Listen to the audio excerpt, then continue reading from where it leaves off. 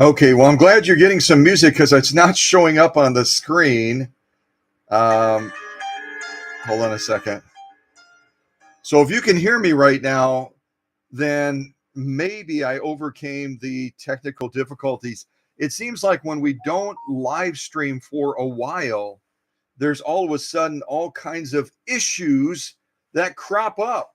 So I'm hoping, even though it's showing that the microphone is not picking me up, I'm hoping in the end we'll have audio as part of the live stream because right now it's not showing up on my screen. Maybe it'll start working. I don't know. I hope so. I hope. Technology is one of those two-edged swords, isn't it? It always is.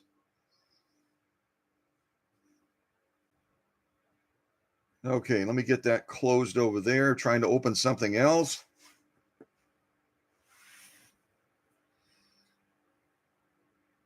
Okay, I shut the music off, so I hope you don't hear music anymore. Otherwise, we're having some really weird stuff going on. I hope not.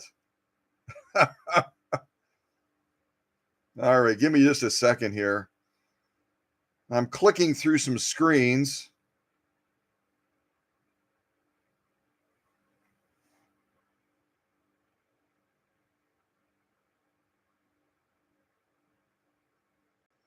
All right. Oh, you're not hearing anything right now unless you hear my voice.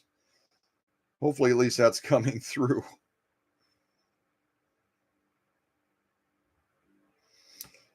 Well, as I try to figure this out, good morning to everybody. Great to have you here. We're going to be looking at the Princess of Singers that you see on the screen right now, and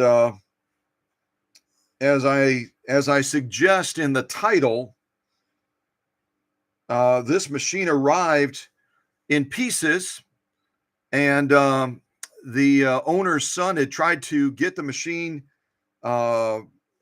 Trying to do something with the wiring because it was shorting out, and I'll share in a little bit what I discovered. But I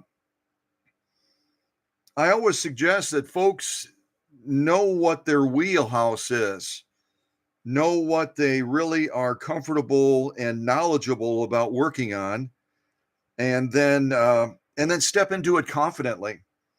But if you don't have a lot of experience and background in electrical and wiring, you might want to consider leaving it to someone else to take care of. Okay, y'all get acquainted. I'm going to click through a couple more screens, make sure that we are set up properly so we end up with a live stream that's recorded.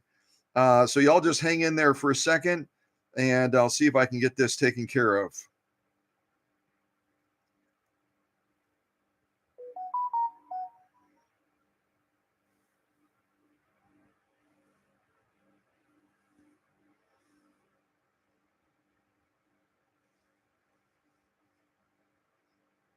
No, that's the wrong screen.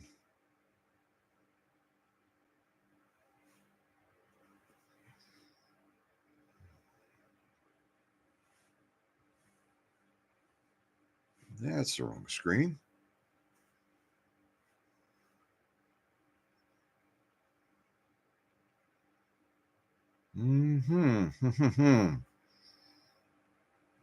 Okay, let's see what happens.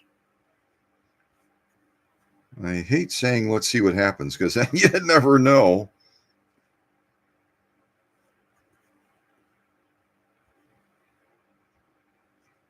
At least we have the live chat active. I can see that.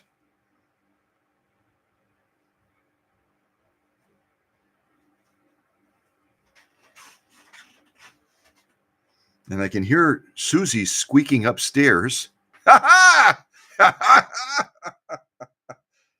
So if the microphone is picking up like creaky stairs, then it's working fine.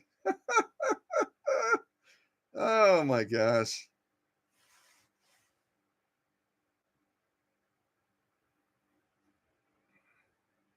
All right, now let me see if I can get a little bit.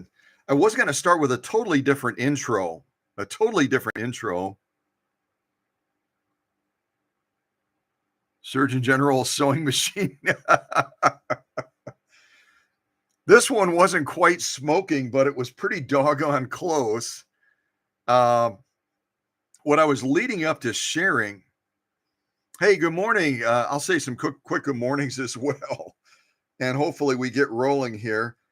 I should just count on it when I haven't done a live stream in a while. The last time we did a video premiere, this coming Tuesday, we're going to be doing another video premiere of a Japanese machine that has multiple generations attached to it. It's a Japanese Atlas machine, which some of you might have seen me post some stuff on Facebook, but otherwise you may never have seen this type of machine before. But it's really cool and it's really strong, and it's got an innovative hook system that's kind of a transition from oscillating to rotary. So yeah, all kinds of cool stuff going on with it, which is good and bad. It's, creates problems, it creates challenges, etc. But the good news about the featherweight machine is the rotary hook system is time tested. So I don't think we're going to have any issues with this machine today. I hope not, as we are battling this beast. And I wanted to pull something up real quick to show you on the screen. I've done this before. Hold on a second.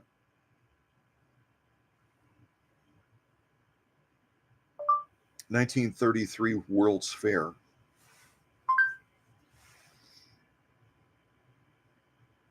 All right, let's see if I can get this. So I'll ask everyone real quick if you remember, when was this machine first introduced? When was it first introduced, and where was it first introduced? If anyone knows that, type it in the live chat if you would. And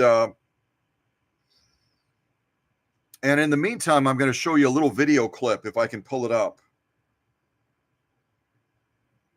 See if I can pull this up real quick.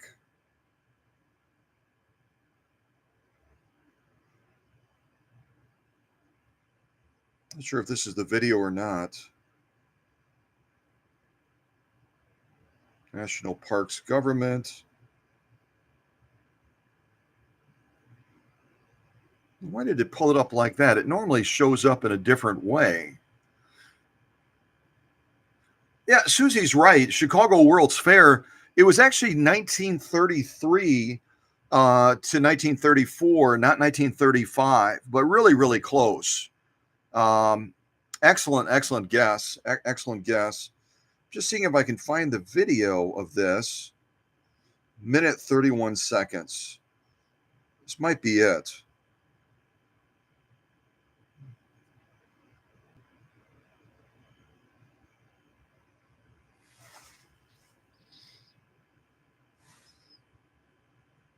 I'm going to turn the volume down on it too.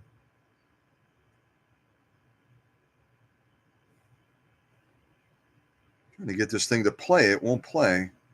There it goes. Area, and we were at the 1933 Century of Progress homes. They were featured. No, we don't want to see that one. We want to see the original one. Where is it? Maybe this is it.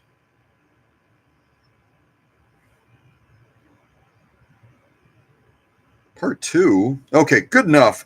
I'll show you part of this, and then you can kind of see what the World's Fair looked like back in the day. This is 1933. It's almost coming into focus.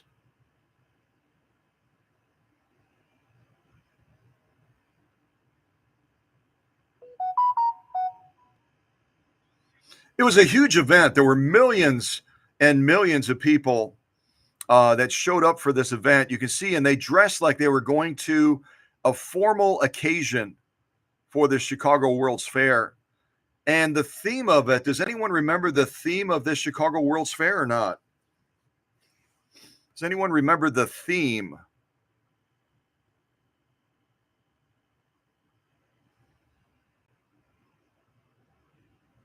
It's trying to focus here. It's going to do it eventually. Yeah, Century of Progress. I'm trying to get the camera so that it'll focus on this. Keeps going in and out, in and out, in and out, in and out.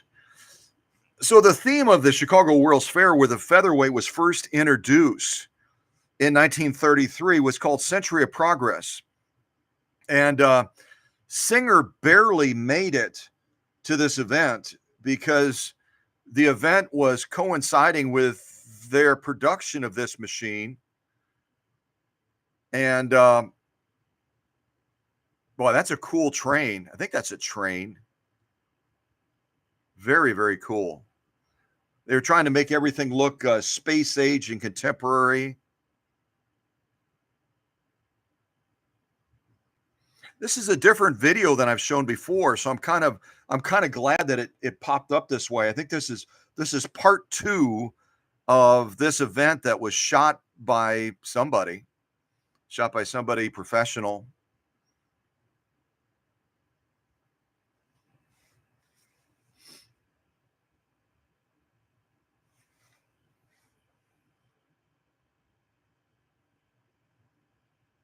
All right. I won't belabor it anymore. You can look it up yourself, but I wanted to give you a feeling for what a big event this was, in fact. What a big event the Chicago World's Fair was. And any city that is able to host a World's Fair, it's such a crazy boost to their economy. I mean, it just transforms the city completely. It transforms the city completely. So yeah, if you haven't seen it before, I should almost post it on this YouTube channel. But if you haven't seen it before, you'll want to check it out. Holy mackerel, we haven't done a live stream for a while. It looks like we have about 533 folks watching right now. That's crazy. Okay, so let me go through and say hello to everybody real quick, and then we'll jump into this right away. Well, no surprise, Susie was first in the classroom today. And so glad Susie is still the reigning champion of the classroom. And right after Susie popping in was Teresa from Thorpe, Wisconsin. Teresa and Tim, we've got to meet them soon for breakfast at the Torpedo again. And if Teresa or Tim want to post a link to the website to the Torpedo in Thorpe, Wisconsin, so everybody that's watching or watches this later can say, oh, that's what the Torpedo is. Go ahead and do that. I think that'd be so totally cool. Looks like we also have Deborah Williams as part of the live chat as well. Great to have Deborah here. Great to have Tim. I already said Tim and Teresa, but it's always great to have them. Al Koss out of California, a.k.a. Alex. Who else do we have? Four Oaks Living. That sounds fun. Four Oaks Living is here as well. Who else do we have?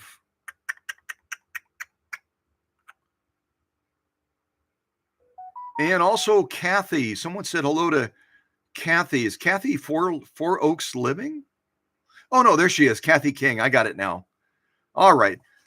So I'm going to leave the live chat to the leadership team now. Anyone that has a little wrench next to their name, you guys and gals are in charge now.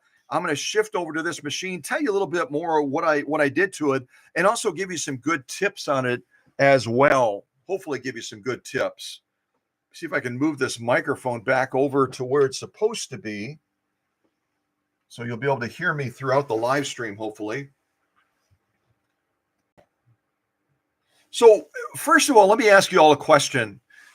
Where do you find the serial number? Where do you find the serial number on the featherweight sewing machine? Does anyone know? Where do you find the serial number on the featherweight sewing machine?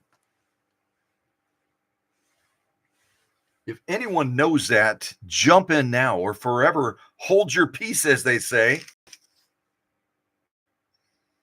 Yeah, underneath it, but where underneath it?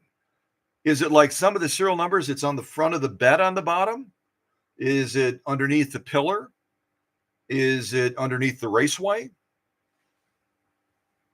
under the oil pan, Kathy King says. So you have to take off the oil pan to see the serial number? I hope not. That would be a pain in the neck. Let's see if we can find the serial number and you can help me look it up. I'll turn this on real quick and I'm going to unplug it. Let's see if we can look underneath this Princess of Singers, as I refer to it, and see if we can scope out the serial number. And I can see it right from here. It's going to be right there, isn't it? So if you've got a featherweight, or if you have a friend, or you have a stranger, or anybody else you know that has a featherweight, this is where you're going to find the serial number right here. Let me get really close. And if you all would be willing to look it up for me so we can get the full birth date. I've already got the birth date, but if you want to help me look it up and then post the birth date in the live chat, that would be awesome.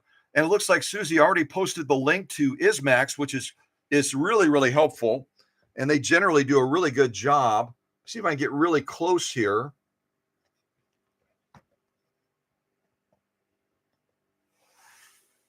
Okay, so I'm going to hold the camera really still.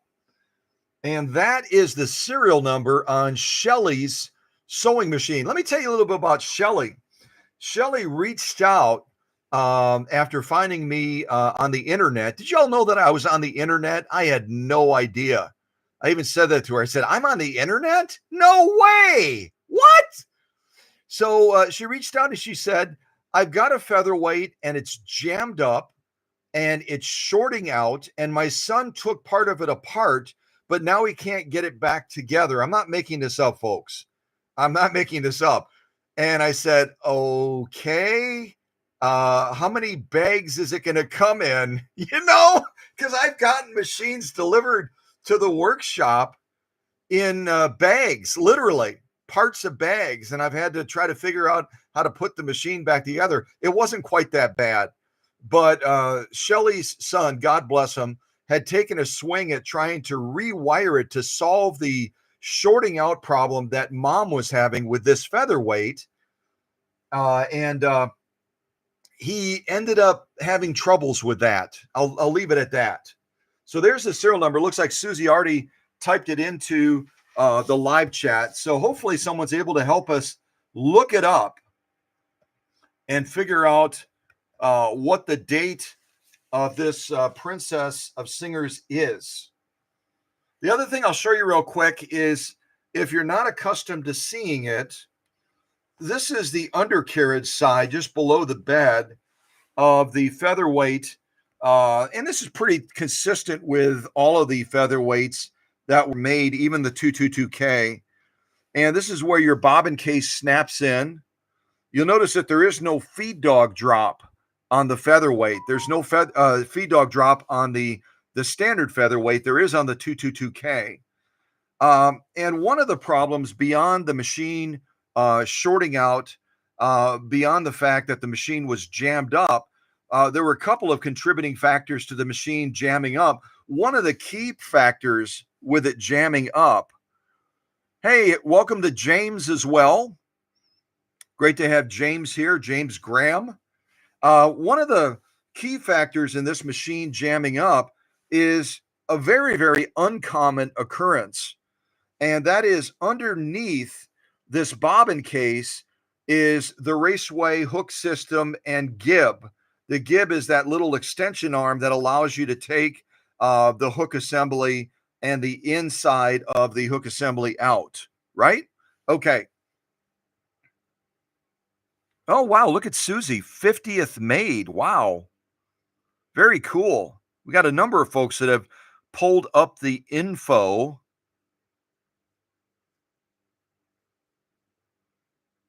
Oh, okay. Four Oaks Living is looking to get a 222, I assume a 222K that was made in Kilbowie, Scotland. I know Susie has a 222K. There might be others in the audience that also have that, what we refer to it as the Queen of Singers. If anyone else has a Queen of Singers and wants to offer advice to Four Oaks Living, go ahead and do that. You've already got one. Let Four Oaks Living know what you think of it, what you love about it, what you don't love about it, all that sort of thing. But anyway, like I was starting to talk about, underneath this bobbin case, I'll actually take the bobbin case out and show you. Take the bobbin case out real quick. And what we're looking at now is we're looking at the hook assembly and the Gibbs system. Now, generally, if you want to take this apart for deep cleaning, what you're going to do is you're going to remove a tiny, tiny little screw on here. And it's going to be right down here near the bottom. You might be able to see it. You take that screw out and have a magnetic tray nearby, because it is the tiniest little screw that you probably have ever seen. It's even tinier than I recently, let me show you real quick. I recently picked up a box of tiny screws. See if I can find it real quick. Where did I put it? Someone's calling. New York. We got a call from New York, you guys. Hold on. Hold on real quick. Hello, this is Scott. I'm in a live stream right now. Can I call you back in a little bit out in New York? I'm not even in New York. Shall I just tell you what I want? Or Yeah, if you want to tell me real quick what you want, that would be fine. How can I help you? Scott, I'm looking for a master cam for a Viking 6440 sewing machine. Okay. Got any ideas where I can find one? I do. I have some in storage, but let me do this, if I may. What is your first name? My first name is Avis. Avis, let me call you back in a couple of hours. I'm right in the middle of a live stream right now, and then I'll help you locate that cam, okay? Oh, thank you, Scott. That's fine. All right. You have a great day. Bye-bye. Okay,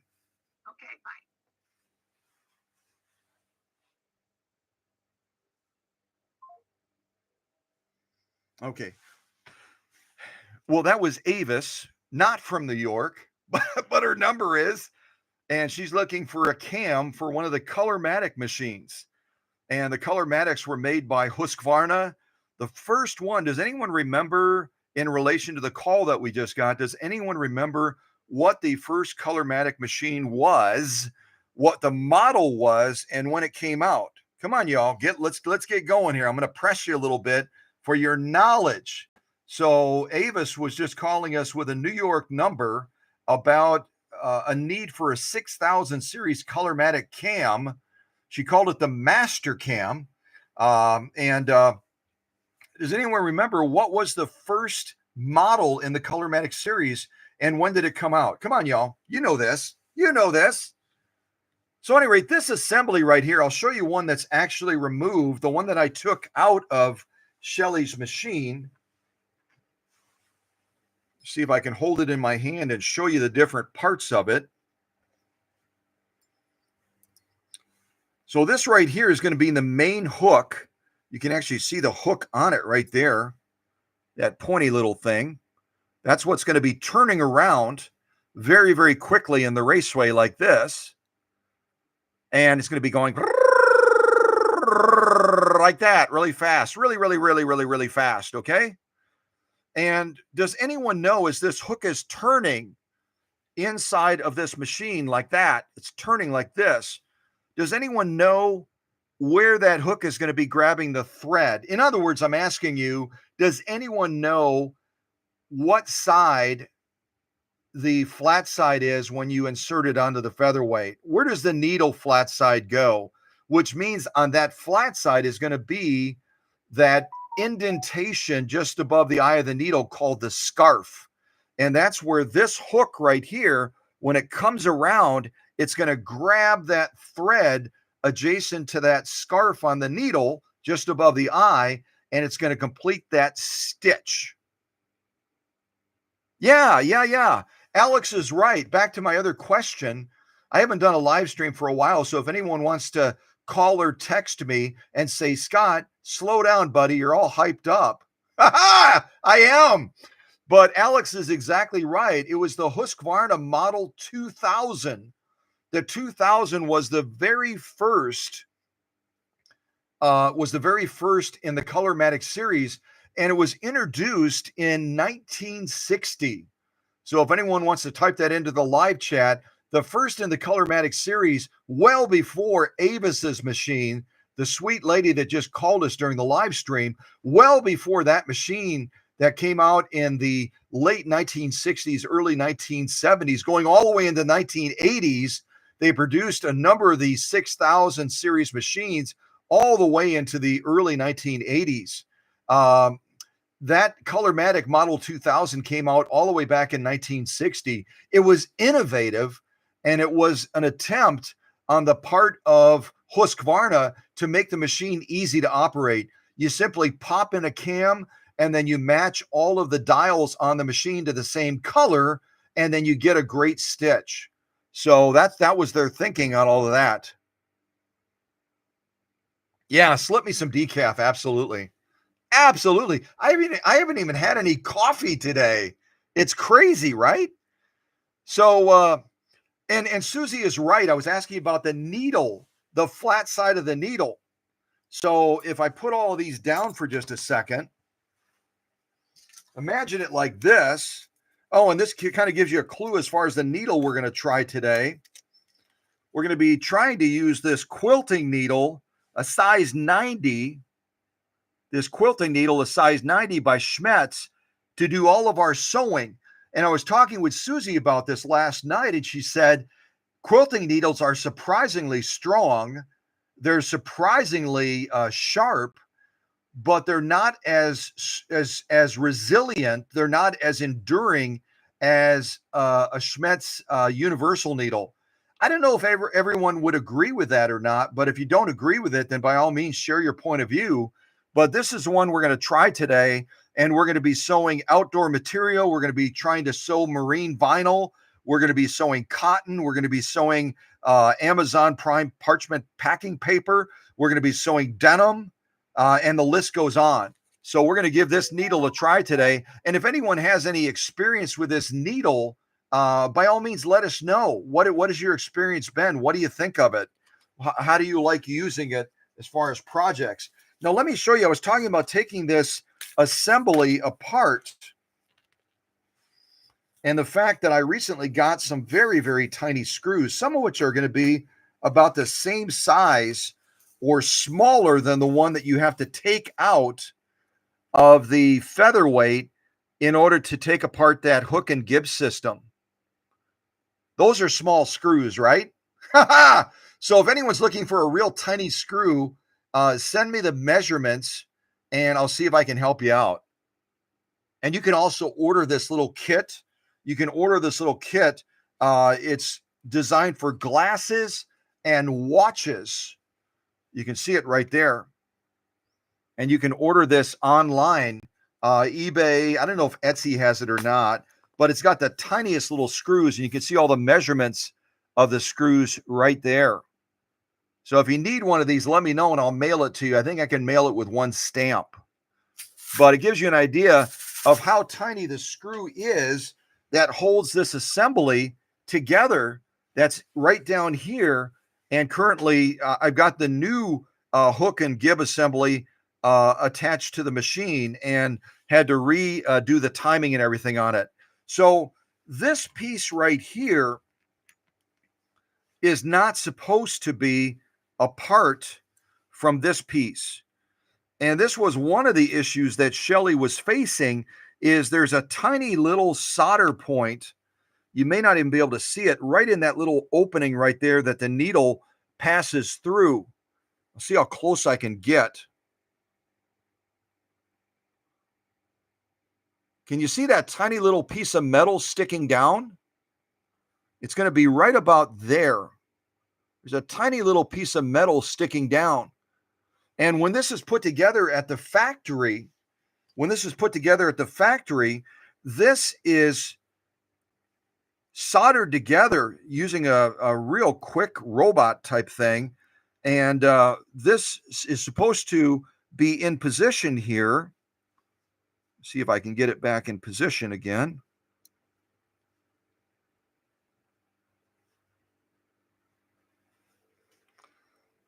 Any rate, the solder point on this wore down and broke loose, so that when Shelly brought the machine in, along with it shorting out and all the other challenges it had, this gib, this is the gib piece right here, this gib had come out of, whoops, had come out of position a little bit. Let me see if I can put this back. Yeah. This had come out of position, not this dramatically. It was probably about a thousandth of an inch out of position, and it was not allowing the hook assembly to turn. Seeing if I can snap it back in, maybe. But the problem is, once that solder point breaks, it'll go in, but then it won't stay in position. Any rate, this had broken and is broken.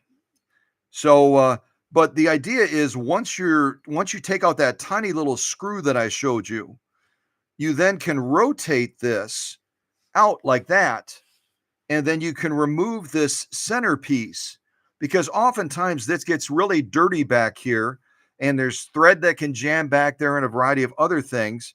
And this goes in by rotating it. There's a little track. You can see these little teeth right there. Those little teeth rotate into a track, and then it locks into place. And when you reinsert it, you want to make sure this little finger is saddled right in between the little opening at the bottom of the throat plate cover. But just be real conscious of the fact that the only thing holding this onto the hook assembly is a tiny little solder point underneath here. And so when you take that screw out and you open this up, the screw is in there right now, so I didn't lose it. But when you open this up, open it up with a degree of gentleness. Open it up very gently so that you don't stress that solder point inside of there. I'm not sure if Shelly and her son at some point maybe took this apart to try to clean it, and they opened it with greater force, or if it was simply the fact that from 1952 until now, when they've been using it, others have opened and closed it to clean it or to service it in some way. And slowly but surely that solder point has worn down, because this is rotating back and forth on that little solder point in there like that. Okay. But just treat it with a little bit of delicacy, a little bit of gentleness, and that way it'll last you for the lifetime of the machine. Okay. All right. Let me put these pieces off to the side. I want to cover something else with you real quick. Let's see here. Put all of this back. Oh, yeah, I was going to give you an illustration, too. That's what I was going to do. Let me put all of this back together in case I need one of these tiny little screws. The other thing I was going to show you real quick is, Susie had talked about, as this is rotating inside of the machine like this. As this is rotating inside of the machine, actually, it's going to be rotating like that to be realistic.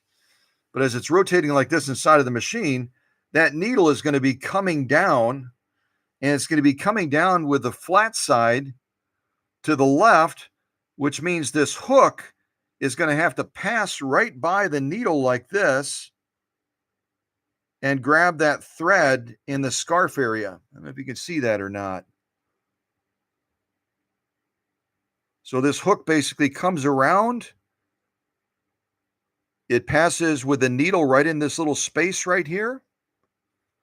It grabs that thread, and then as it's nearing the end of that track, the needle then starts its upward movement back up again.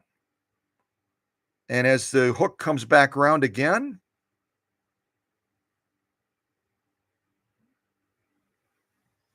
hold on a second. As that hook comes back around again, it's going to grab that thread again. I hope that makes sense. By silver solder. That's a good question, Tim. That's a real good question. I don't know that we can get a close enough look at it adjacent to the hook. I'll try to get as close as I possibly can.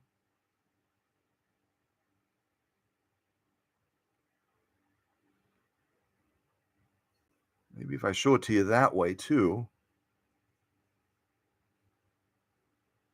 Yeah, you can actually see it a little bit better this way.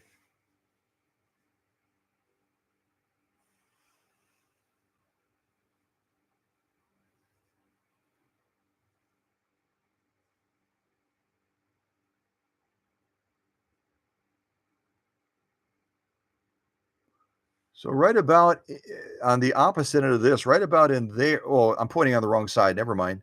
Right about in there is where that little. Tim is asking if it's silver solder. I have no idea, but you can see it's just slightly raised up to grab the hole on that gib, and over time, with it rotating in and out, you can just catch a glimpse of it. I want to point at the right side, right about there. You can catch a glimpse of it.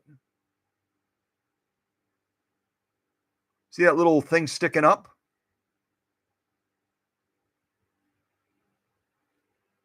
I'm going to stop right there. That's what that gib catches on. That tiny little dimple thing sticking up. And over time, it starts to wear down because of it being opened and closed, open and closed, open and closed. And it just doesn't stay in position any longer. If you kind of look at it like this,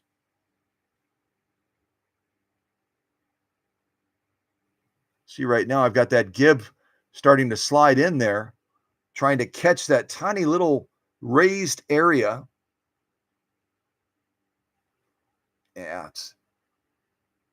And then once it snaps on there at the factory, it's supposed to be there for life. You're not supposed to be taking this off. Hopefully that's not what happened with Shelly and her family. So, but yeah, just be aware of it. This is the gib, it's the hook system, and they're very delicate. They're built well, but they're also delicate at the same time. So just keep that in mind when you're working with your machine and you're trying to step into new spaces of servicing the machine. Sometimes the result is great. Sometimes if you're a little bit too rough with one of these pieces, because there's so little holding it on. If you can see the whole point that little silver solder piece, as Tim referred to it, holds. I'll see if I can get really close to see how tiny that hole is that holds it. So that little bump, that little dimple thing. Yeah, I would say steel on steel is right. Yeah, it just starts to wear down as you're rotating this in and out, and this little hole is the only thing that little dimple kind of slides into, and then you're rotating it back and forth. And like Tim is implying, that metal is rubbing against the metal, it's rubbing against the metal, and eventually it starts to wear that down a little bit, doesn't it? I've never had a gib come off like this before, but it really depends on who's been handling the machine and how they've been handling it. So let me put all this back together. And hopefully my simple little explanation of the hook system and that with it rotating, just realize, when you're dealing with hook timing on a machine, it's really down to thousandths of an inch, isn't it? If your hook comes around, I'll see if I can show this to you. If your hook comes around, and if you can see where the hook is right now, down near the bottom below the eye of the needle, if your hook comes around and it hits that point on your needle, you're going to be skipping stitches. And if it comes above that point, say right there, let me go a little bit more dramatic. You go right about there, you're going to be skipping stitches. It's almost like when they talk about a spaceship coming back into the atmosphere, of the Earth. There's a tiny little opening that it has to get through so that it doesn't burn up or bounce off into space. They talk about it being as thin as like a piece of paper. And when it comes to getting any sewing machine properly timed, whether it's a household machine or whether it is an industrial machine, that envelope of accuracy has to be absolutely spot on for that hook to catch the thread at the right moment. And you can see where the the hook is grabbing that thread on the left side where that scarf is. That's why orientating the needle is so critical. If you somehow put the featherweight needle in with the scarf to the right, it's not going to be able to grab the thread at all. And then you won't even be able to potentially pull the thread up when you're threading the machine, right? So hopefully that explanation's a little bit helpful. The other thing is the needle bar height. The needle bar height is also critical because if the needle bar is allowing that needle to swing too far down, it's either going to hit the inside of the hook or it's going to come back up before the hook can grab that thread as well. I don't want to get too crazy, but the hook timing, when you take something like this out that's been damaged, all of that has to factor in along with the distance of the needle from the hook and the needle bar height, and then also the hook timing itself. Those are three of the most critical factors to make sure that when it's turning, that you're going to get a great result in it not skipping stitching and getting a good stitch quality. All right, I totally probably lost you, and I apologize.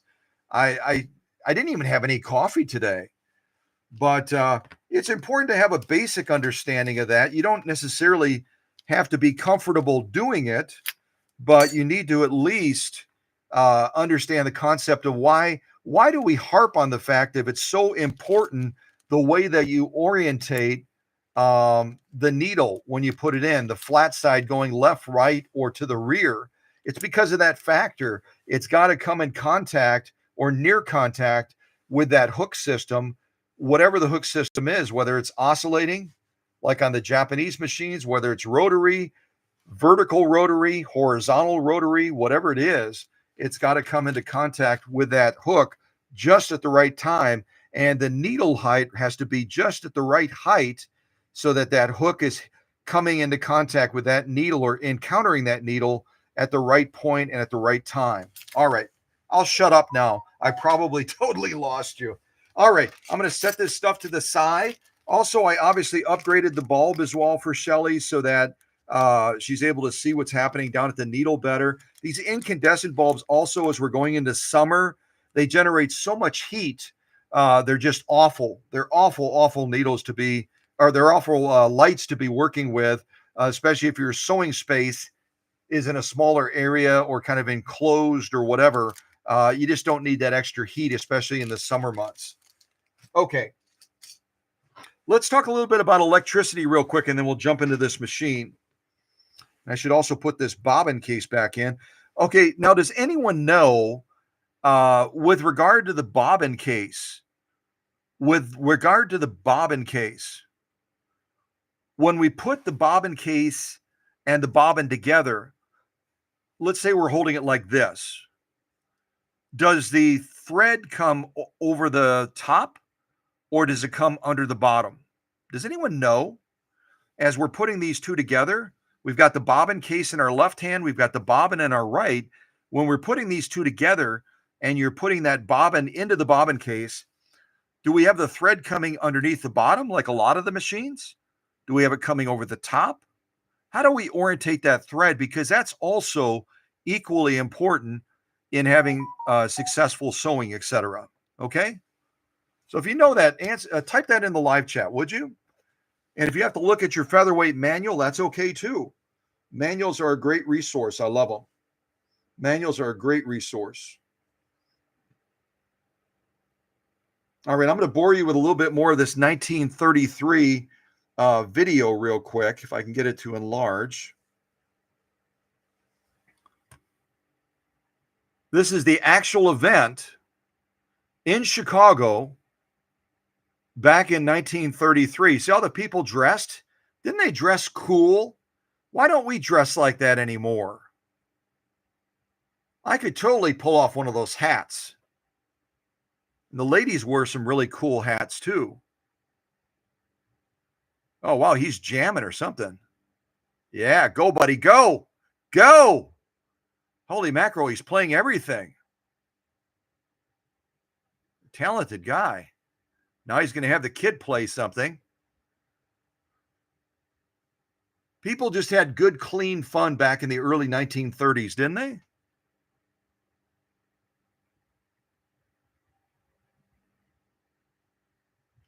All right, so how long ago was this?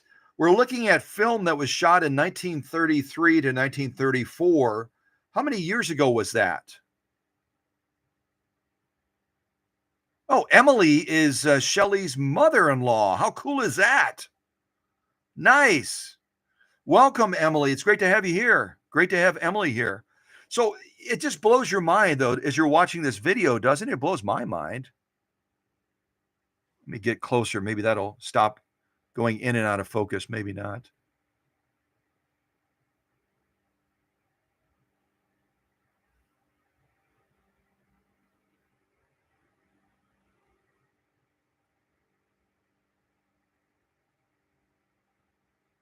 Oh, she's got a Juki as well. Very cool. So anyway, you can look at this video yourself. I would encourage you to do it since we're showcasing Shelly's featherweight that was first introduced at the Chicago World's Fair in 1933 with the theme of the century of progress. 100 years of technology advancement and all of that, blah, blah, blah, is what they were showcasing at that event. Then I would encourage you to take time to watch this video. I think it only runs about 15 minutes or something like that. That way you'll gain even a greater appreciation. 91 years ago. Wow. So that video we were just watching little clips of where this princess of singers was first introduced. The featherweight was almost 100 years ago, 91 years ago. That's crazy, huh? Crazy, crazy, crazy.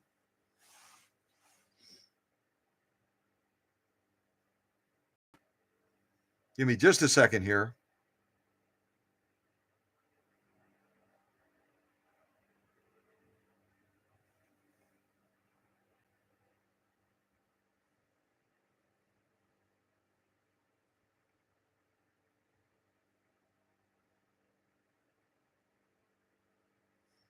Okay. I thought I'd gotten a text message, but it wasn't. Okay, so I'm going to go ahead and reinsert this bobbin case. But first of all, I was looking for an answer as to how we put the bobbin into the bobbin case. I'm going to actually take it out. See if I can pull these two apart. So a lot of the Japanese machines and some of the Kenmores as well, because many of them were made in Japan after 1951, 52. A lot of them, when you're putting the bobbin into the bobbin case, you'll have the thread coming underneath the bottom like this. But with the featherweight, you need to have the thread coming over the top. So when you put these two together, the thread is coming over the top, and then you're going to insert it like this. Let me see if I can show it to you this way. You're going to go ahead and insert it, and you're going to bring that thread into this little track. See, there's a little track right there.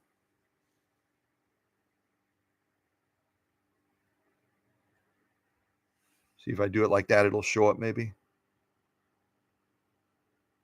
There we go. So we're going to draw it down that track, and then we're going to get it into that little fork portion right there. Get it all the way down. And then it should be in that little forked position right there when it's properly inserted. The reason you have to do that is there's a tension band right here. And if you don't draw that all the way underneath this tension band, then you're not going to have proper tension balance. And your top stitches in particular are going to look horrendously loose because this tension band is what is pulling down. It's pulling down through the bobbin case to create that top stitch. So make sure you get it seated in there properly. There's a lot of rules on do you have too much or too little. I use the pull test. Some people will hold it like this, and they'll use like a bounce test to bounce it up and down. I believe in the pull test because it gives me a more accurate feeling for what proper tension is.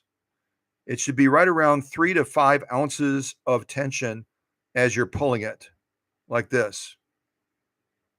Okay? If you have too much tension, you can take this adjusting screw right here, the second little screw. Let me see if I can point at it with my little screwdriver. You take this adjusting screw right here, and if you want to reduce the pull down, the camera is not happy today. If you want to reduce the pull down, then you turn that screw counterclockwise.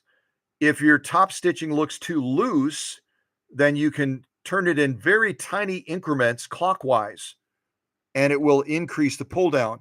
This is your adjusting screw. This is your set screw. The set screw should be totally tight. Make sure it's tight completely. I've gotten bobbin cases in the workshop where both screws are loose. And they're like, why? What the heck? Why isn't it working?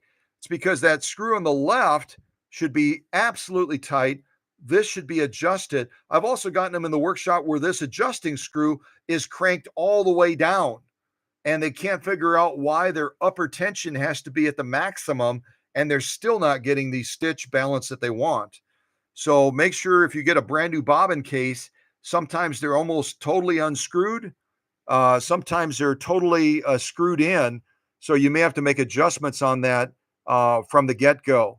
Just remember the one over here on the left is your set screw. This is your adjusting screw. And again, the purpose of the bobbin case is in the sewing process, it's pulling down in your stitching to define the top stitch. Your upper tension, this right here, is pulling up to define the stitching on the bottom of the material. So just be aware that they have different functions, and they don't function in proximity to the sewing. They function independently. In other words, you would assume that if you have loose stitching on the bottom of the material, that it's an issue with this, but it's actually an issue with this, because this one is going to be creating our stitch on the top. This one is going to be helping to create our stitching on the bottom. And they have to work cooperatively in a tug of war match so that the end result is you get a nicely balanced stitch, top and bottom. Okay, hopefully that makes sense. Probably makes more sense in my explanation of the hook system, but any rate. And as we put it back in, we're going to make sure that that thread is sticking out. We're going to put it in there. Make sure your needle is not down. I know that seems like a silly, obvious thing to say, but I've gotten calls from around the world from people saying, I can't put my bobbin case back into the machine. And they'll send me pictures, and the needle, sure enough, is down inside of the hook raceway. I'll say, rotate your balance wheel and get your needle out of the way. You might have just heard it click in place. And then as we rotate the balance wheel, you want to hold the thread, the upper thread, kind of like this.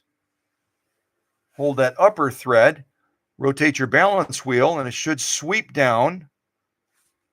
And this foot, this particular foot that quilters and others like, because it gives you supposedly a better straight stitch, it kind of gets in the way. It kind of gets in the way as you're rotating the balance wheel to draw the thread up. So if you rotate it and the thread doesn't come up, and you have a similar sewing foot to the one that Shelly has on right now, see if you can see that, then you might have to drop your presser foot to lower that foot down and then just pull it back up again, kind of like this temporarily. And then as that thread is coming back up, go ahead and lift your presser foot, and then you'll be able to draw that all the way up like so. All right, I'm going to slide that back into place. All right, I needed to cover electrical too, real quick. And then we're actually going to sew with this machine. Who knew? Let's see. Oh, Shelly is here too. Cool.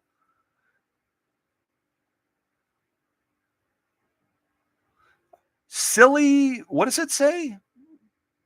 Silly Mamadin. Mamadin, that's fun. Silly Mamadin. Nice.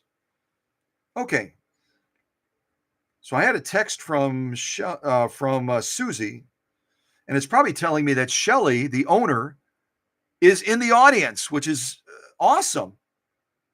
Yep, Shelly is in the chat as Silly Mamadin. I love that name. We've got to ask Shelly, what's the story behind Silly Mamadin? What is that about? Very cool. Very, very cool. And I think we had some other people join as well. It looks like we have, what is that? Hold on a second. I'm leaning way in. Now you can see if I shaved close enough today. Sort of did, yeah. Hi, Reese. Yeah, Reese is here too. Great to have Reese here. That's awesome. Has anyone seen Jenny? Has anyone seen Jenny yet? I didn't scroll through the names to see if Jenny's already been here. Hold on a second. Let's see what we got here. Let me put on a little bit of music real quick, and I've got to check a couple of messages real quick. Give me just a second, y'all. Give me just a second. Put on a little bit more ragtime. Ragtime was much earlier than the Chicago World's Fair when this the featherweight was first introduced in the 1930s. I think we found out in one of the live streams that ragtime was introduced like back in the 1800s, right? But ragtime is always fun to listen to, so I'll put a little bit more of that on. Yeah, we'll move our microphone again real quick. Oops, I got the volume down. That doesn't help much, does it?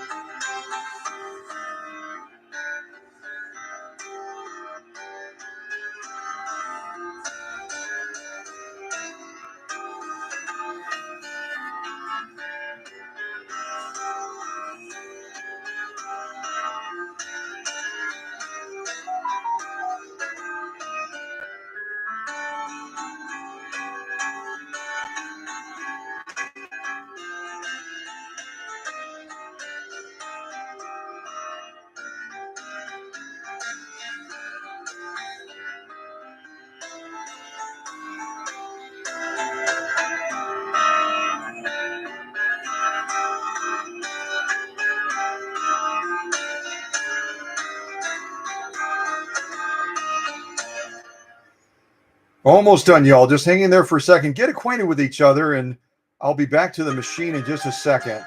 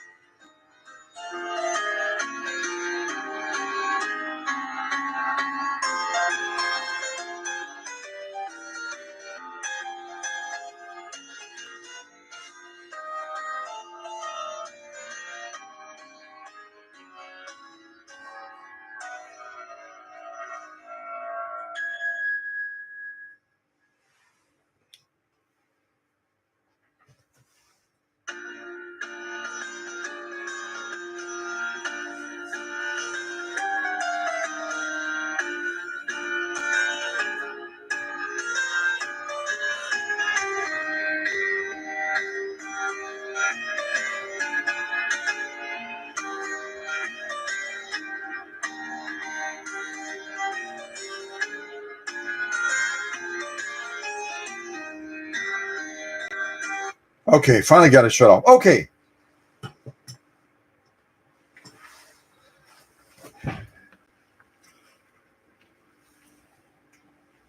I don't want to bump the camera. I'll disconnect this. Okay. So real quick thing on electrical. Real quick thing on electrical.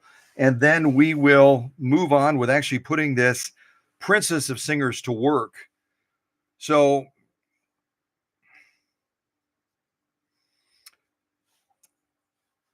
on a Singer featherweight, there are 3 zones as far as electrical. And when this machine came in, there had been some wires that had been moved into the wrong position. And then also part of it, Shelly's son had tried to help mom out and it didn't turn out right. But let me just cover the wiring with you again real quick so that you're comfortable with how it should be set up. So with the 3 zones like this, see if I can show it to you like this.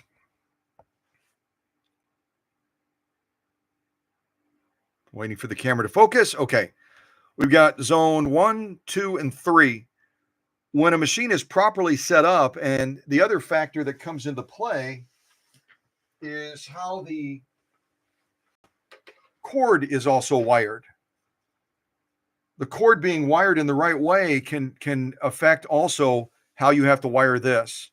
And there were some open grounds on this machine when it came in. Part of the reason it was having shorting problems is some of the wires that should have been on zones 1 and 2 were on zones 2 and 3. I'm not going to go into all the detail, but I'll just say that remember that as a general rule, your lighting assembly will connect to 1 and 3. Your foot controller will connect to 1 and 2, and your motor will connect to 2 and 3. I'll say it one more time. For this part of the wiring, at least, proper wiring is the light will go to zones 1 and 3, foot controller to 1 and 2, and motor to 2 and 3. Now that can change depending on how this is wired. This is the actual plug-in power for the machine. And this is one of the things that when it arrived at the workshop from Shelly, this had been opened up by her son and the wires had been garbled around a little bit. Okay. So the way you can test a foot controller to see how it's set up, you can't, you can look in here and they all look the same, don't they? You got gold, you got gold, you got gold. It's the brass coloring in there. But with a simple voltage detector, let me see if I can grab one. I'll show you how you can test something like this. So you know what zones you have to wire with what. All right, so this is our foot controller. So I've got this plugged in right now. And if this is wired properly in relation to this, so that when we put them together, they're going to go like this, snap in together. Then the wiring is going to be connected on the back. If this is wired correctly, then when we go to zones, actually it's upside down, so it would be zones 3 and 1. We go to zones 3 and 1, we should get a positive response from this saying that it's wired hot, because that's for our light, right? We want it to be wired for our light all the time. But now we need to figure out, okay, that's easy enough, isn't it? That's easy enough to see that that's wired correctly. But now the question is, on this setup right now, because I rewired this when it came into the workshop, it was taken apart. Where did I put the foot controller? Did I put it on zones 1 and 2? Or did I put the foot controller on zones 2 and 3? Because that's going to affect how you connect the wires on here. Does that make sense? In other words, you don't want the foot controller and the motor to be connected to the same zones. You want them overlapping. So if the foot controller is on zone 1 and 2, the motor needs to be on 2 and 3, or vice versa. If you've got the foot controller on zones 2 and 3, you've got to have the motor on zones 1 and 2. They should never directly overlap each other. They should just meet in the neutral zone. We'll call this Switzerland. We'll call this Switzerland. So the question we have to answer now is, when I rewired this, where did I put the foot controller? Is it on zones 1 and 2, or is it on 2 and 3? The simple way to test that is to put our electrical contact in there again, Right now it's not lighting up, which makes sense because it's only going to light up when we push this little button to complete the circuit, assuming that I've got the foot controller on zones 2 and 3. Remember, this is going to be upside down when it's plugged in. So this will be zone 1, 2, and 3. So we'll test it and see whether I wired it like that. Getting ready to push my button. If a light comes on, then we know. If it's not, then it's going to be on zones 1 and 2. Let me make sure I've got it all the way in there. No response. So it's not wired on 2 and 3. Now let's try zones 1 and 2.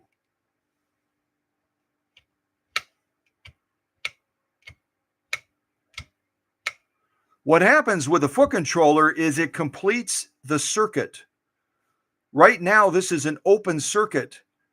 It's almost like trying to get something to light up with only using the hot wire without using the neutral or the ground. So right now we know that this is wired with the foot controller on zones 1 and 2.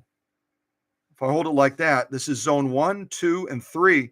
And obviously, if I could touch both of these right now without getting shocked, but you don't want to do that once you push the button, because then you have a completed circuit and you can get shocked off of there. So right now we're completing the circuit, but it's an easy way to know right away what the wiring setup is on the machine. And this is true of a featherweight. This is true of a Foth. This is true of a Bernina. This is true of whatever machine you name. It's true of a Juki as well. It's true of a Juki as well. So this particular one right now is wired with the zones for the foot controller on zones 1 and 2. That means the motors should be set up, as far as the wiring, it should be set up on zones 2 and 3. Let me just make sure I didn't do this backwards. I might have. Yeah, I think I did. I was thinking of it upside down. So now if I take these off, imagine wires connected to here. Take these off real quick. I'm going to cover it one more time because I might have said it backwards. The concept is right, but I might have been thinking about it upside down. Okay, so imagine that this is the part that faces into the machine that you can't see typically. You can't see this typically.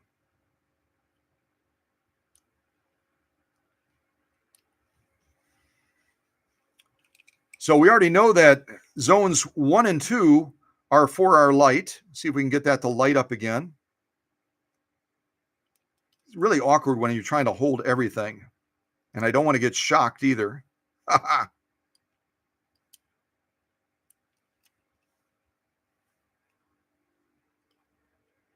There we go. Finally got a position I think that might work. You see the light. So zones 1 and 3 are wired right now for the light, which means on the inside,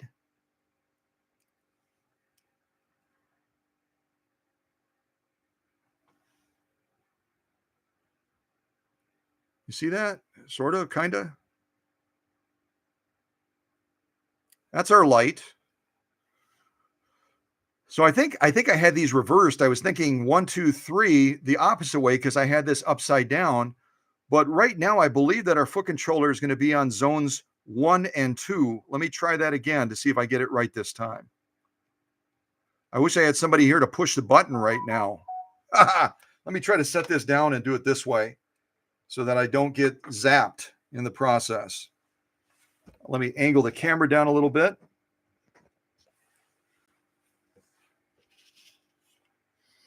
And right now with this open right now and charged, you don't want to be touching, these are open contacts right now. You don't want to be touching zones 1 and 3. It would be like sticking your finger into an outlet, wouldn't it? Right now, this is a live circuit on here and here.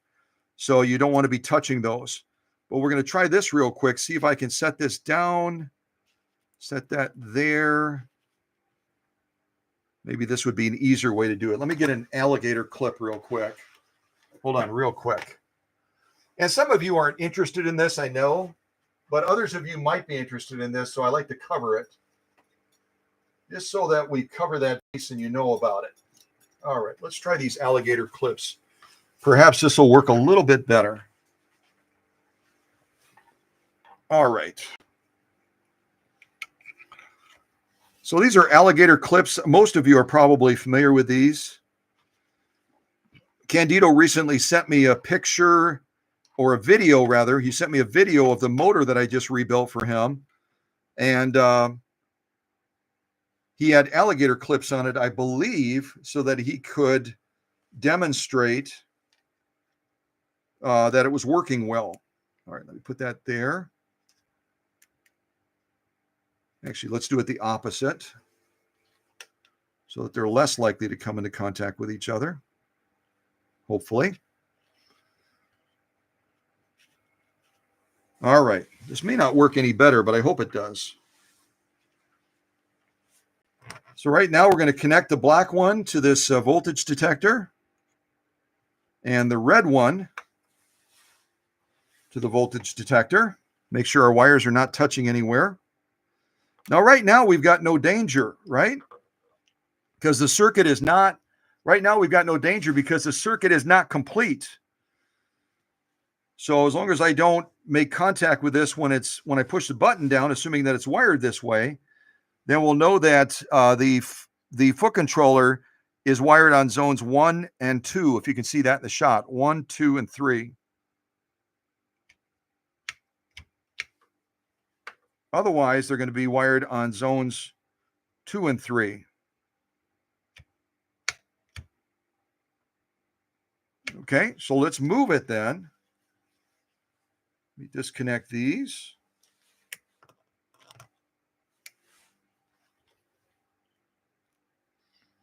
Now we're going to put this on zone 3. Let me just move that real quick. We're going to move this over to there first. And this over there.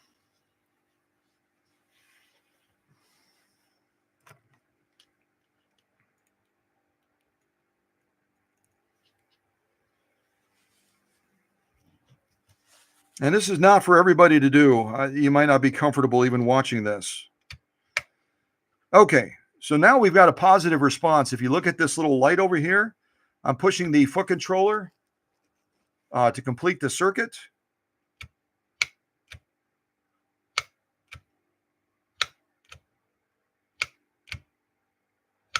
And that's what happens when you want the machine to go, right? You're pushing down on it so you can launch, like we're going to be doing shortly, to do sewing on Shelly's machine that her mother gave her as a gift. I think I read that in the live chat. And that will complete the circuit so we can sew, right? Yeah. Let me disconnect these. Disconnect this first of all.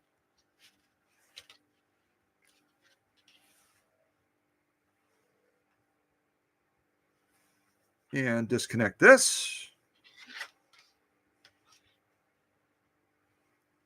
And last but not least, disconnect this. So what we've done through a little bit of trial and error is we've determined that the foot controller is wired on zones 2 and 3, which means our motor, when this is inside of the machine mounted like this, our motor is connected to zones 1 and 2.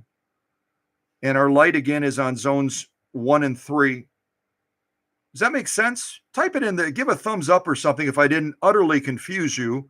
And if you understand the way the zones are set up on the Singer sewing machine a little bit better, and this would be true of most sewing machines unless you get into German sewing machines. With German sewing machines, the zone is actually moved so that the hot zone is going to be zone 1 and 2, like we're using right now for our motor. So if you hook up a German machine in the same way you hook up a Singer and you plug it in, that motor is going to just start running continuously, okay? So not all machines are set up the same way as Singers. Not all are set up the same way. All right, let me plug this back into Shelly's machine finally.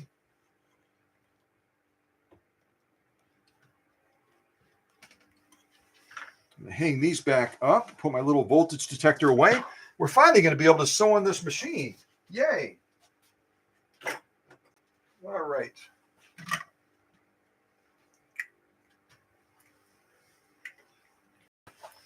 Oh, the other thing I was going to show you real quick. I'll show you this to you real quick and then we'll move on. I promise.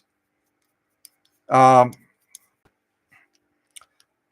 I got Shelly's machine, and this is absolutely common all the time with any sewing machines where you've got an enclosed case. When you have an enclosed case over time, no matter where you store the machine, it gets kind of a musty smell. It gets kind of a musty smell on the inside. And I've shown this to you before, but I wanted to show it to you one more time. It's available at Walmart. It's available at Walmart. And it's great stuff. Great, great, great stuff for eliminating odors. And also it's got natural eucalyptus in it. Where is that? Natural eucalyptus. It kills germs. It does all kinds of things. And a big bottle of this, it's like 1 quart, is like about $4 at Walmart. And this stuff is great. It can be sprayed on a cloth material.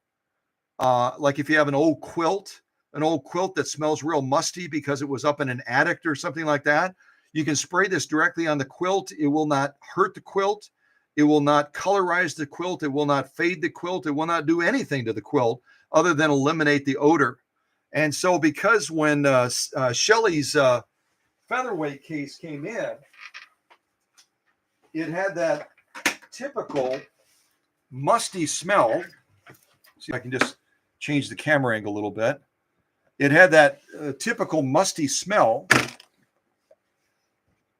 What I did is I opened it up. I also sprayed this bag a little bit as well that had the pieces of the machine and stuff in it. And all you do is it's got a streamer. It's got what do you call it? It's got like a mist or a stream. And I just set it on mist, spray a little bit on the inside of the case. Again, it's not going to hurt the cloth. Also a little bit on the cardboard on the bottom. Cardboard on the bottom absorbs odors as well, good and bad. You can even spray a little bit inside of the accessory box over here. Just kind of, I'm going to keep it away from Shelly's machine. Just a little bit in there. And then I also put a little bit on this bag as well when I put it into the container. And that musty smell is all but gone. You might have to retreat it at some point, but definitely consider doing that for your featherweight case. This is fantastic stuff. I don't get any credit for this. I don't get any endorsements or anything like that. But I really found that it works incredibly well. And I love that I can spray it directly on the cloth interior of a featherweight case, and it's not going to harm it. It's not going to fade it. It's not going to stain it. You'll spray it on there. It totally evaporates, but it continues to work its magic in eliminating or odo banning. That's fun to say, isn't it? It continues to odo ban the odors in closed spaces. You can certainly use it on your couch. You can use it anywhere you want in the house. It's great stuff. And I love the fact that it's so inexpensive as well. $4 for a quart of this stuff, and it lasts for a real long time. Plus it kills 99.99% germs. Who knew? Yeah, good stuff. But I wanted to show that real quick because it's a common problem with featherweight cases. And it's a common problem with any of the cases that have, an enclosed space. All that stuff just kind of builds up in there, blah, blah, blah. Okay, so we've got Shelly's machine back together, back plugged in again. We'll put the foot controller down on the ground. Move it over here.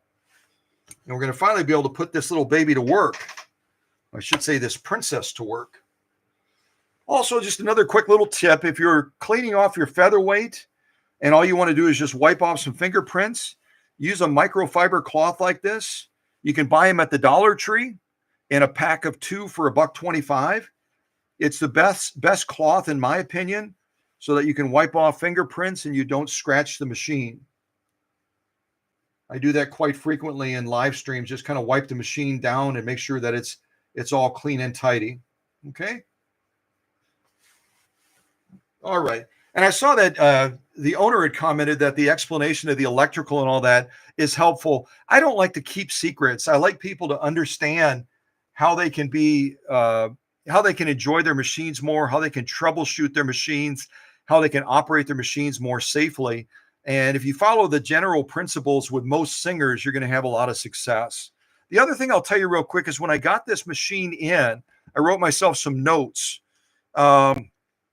First of all, like I already explained, the hook and the Gibbs system was damaged. So I ordered another 1952 original hook that was in great shape. And that's what's inside of Shelly's machine. Now, this is the old one. The other thing I discovered is the feed dogs.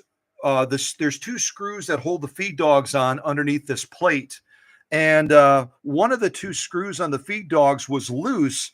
So the feed dogs, when they were moving, they were just ever so much pivoting a little bit to the side, which would have caused, when Shelly was sewing, would have caused the feed dogs to be pulling unevenly, which may have jostled the material around a little bit. So always check and recheck your sewing machines. Make sure that periodically, I would say twice a year, if you use your machines a lot, twice a year, take your plate off and get a small little screwdriver and make sure that those feed dog screws are nice and tight so that you don't have those moving on you. The other thing, let's see, the other thing I noticed, and it's on this side of the machine, is underneath this stop action right here, underneath this stop action, there's a clutch that when you turn this stop action to the rear, it has two little prongs on it, and the prongs will then press into the main shaft. When you turn this to, you kind of hold the balance wheel, and I'm holding the camera right now. So, but imagine you're holding the balance wheel and then you turn this to the rear to lock it into place. What it's doing is it's compressing two little tabs that are on that clutch into openings that are on the main shaft. It pushes those tabs into that main shaft matching openings, and then the machine drives and you get needle movement up and down. You can sew. When you rotate it to the front, it reduces the pressure on those tabs so that they naturally come away from the main shaft, and then you can wind a bobbin, right? That's all pretty basic. But on this machine, when I got it, that clutch was actually on backwards. And that's a real common thing to have happen. If someone, for whatever reason, decides, maybe they're changing the belt or maybe they're doing something else, they decide to take this off. It's easy to pop that back on. And if you're not looking at those tabs carefully, so that when you're looking at them in their resting position, they're just slightly beveled up. And the beveled up will always face out. It will always face out, so that when you turn this stop action and it pushes those little bevels down, it then locks into the main shaft so that you can drive the machine. Okay. But make sure you put it on correctly so that when you crank this in, it's going to make good contact with that main shaft. What else did I notice? Looking at my little notes here. Bobbin. Oh, the other thing I found is that and this, I don't know how this happened, because I know that this is something, again, if we're rushing a little bit or something like that, the bobbin was also threaded with the thread coming underneath the bottom. I talked about that earlier in the live stream. When you have the bobbin case in one hand and you have the bobbin, in, let's say, in your right hand, and you're putting that bobbin into the bobbin case, make sure that that thread is coming over the top with the featherweight, not under the bottom. This one was the opposite when it came in, which could have also been causing some sewing issues potentially as well, and may have caused that gib assembly to jam up a little bit or something. But anyway, this happens to everybody. This is not exclusive to Shelly. This happens to everyone, where you can be in a little bit of a rush, and you can put something back on and it's not put on in the correct way. So just keep that in mind. Double check yourself and just verify that you've got everything on your machines correct, because that'll create all kinds of problems for you, won't it? And now we've got this LED light. I get to show this off a little bit. A nice bright LED light now, instead of that incandescent one. And you can see on this bed with that real bright LED light, you can see some subtle scratches on the clear coat of the featherweight. That's not a big deal. You can use a number of different products to fill those in. I didn't do that yet, but I might do that before the machine is picked up. But there's a number of different products, including this Carbano wax, and I don't get credit for this either. I don't get any credit for the Carbano wax, but this is some good stuff in cleaning and also filling some of those subtle scratches in the clear coat in. There's other products out there as well, so that can certainly be the case. But I would say scratches and blemishes on the bed of a machine are love marks. They're a sign that that machine has been used a lot and that it's been loved and it's been used on projects and all that stuff. So it's some people they don't care about them. They just leave them the way they are because they're always using their machines, right? Yeah. Okay. So finally, after all of this blah, blah, blah, let's actually use this machine, should we? And I've got a number of sew-offs that we can try. I've got denim. Maybe see that. I've got parchment paper that's used for packing with Amazon packages. I usually do about 14 to 16 layers of that. I've got this cool material here.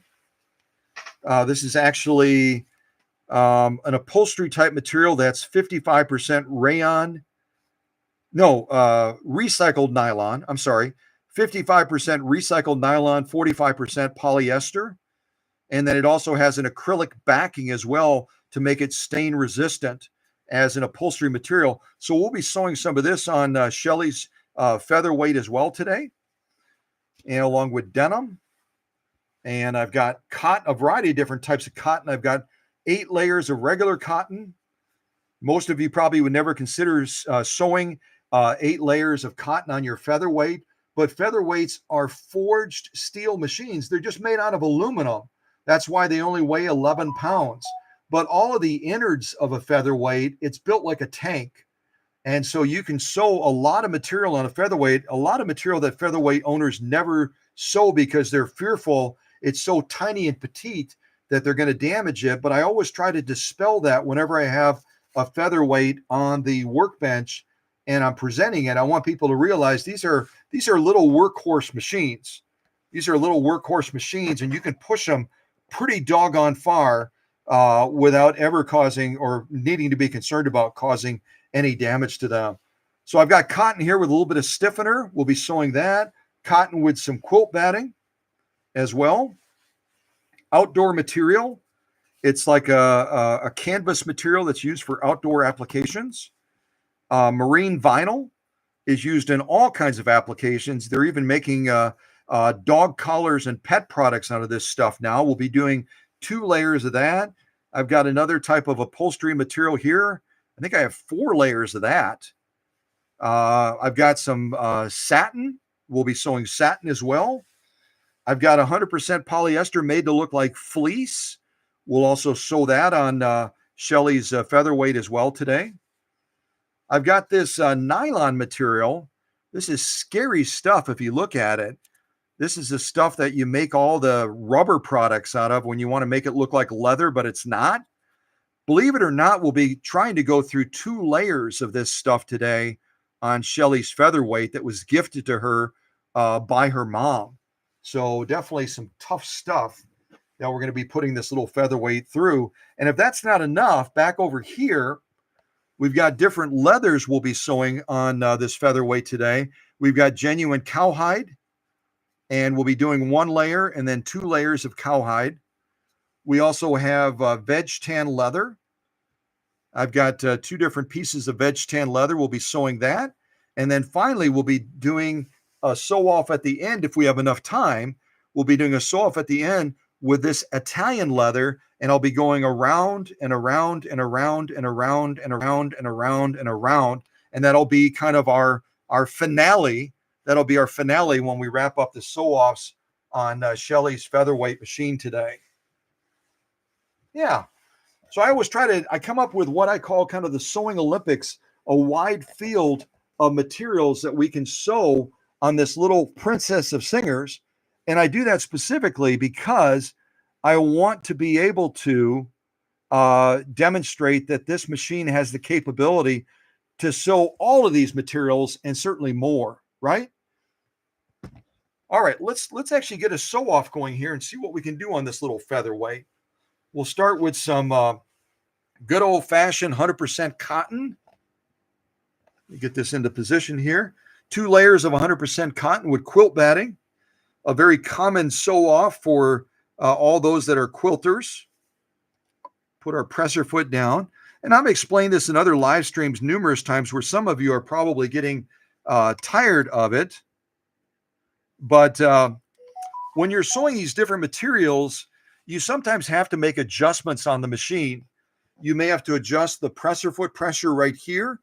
This is the pressure that's pushing down with that really cool foot that Shelly has on the machine right now. It's pushing down against the material and pressing it into the feed dog so that you get even feed. If you're sewing something lighter, like some cottons, or certainly this satin as well, you want to reduce this presser foot pressure by turning it counterclockwise. And it's kind of a guess match a little bit sometimes. How far do I turn it? Well, it really depends, because over time the spring mechanism and the presser foot assembly in there, it kind of gets a little bit weaker, so you might have to turn it up a little bit higher as the machine ages. But I usually back it off about 1 or 2 turns to the left, and then we should be set pretty well for cotton. Although we don't want to go too far down with this quilt batting because it creates a little bit of a bunchiness, doesn't it? All right, so give this Princess of Singers a listen, and we'll see if we wired it correctly. We'll see if we get it wired correctly. If we get sparking or shorting out, then my whole explanation of the zone system was for naught. Let's hope I got it right. Right? Right. All right, here we go. And always when you launch with a featherweight or any other machine, make sure that take-up arm is at the highest position. See me going up with it? And then it's just starting to come down on that downstroke. That's the perfect place to launch a sewing machine so that you get a nice, even launch. All right, here we go. Finally, here we go.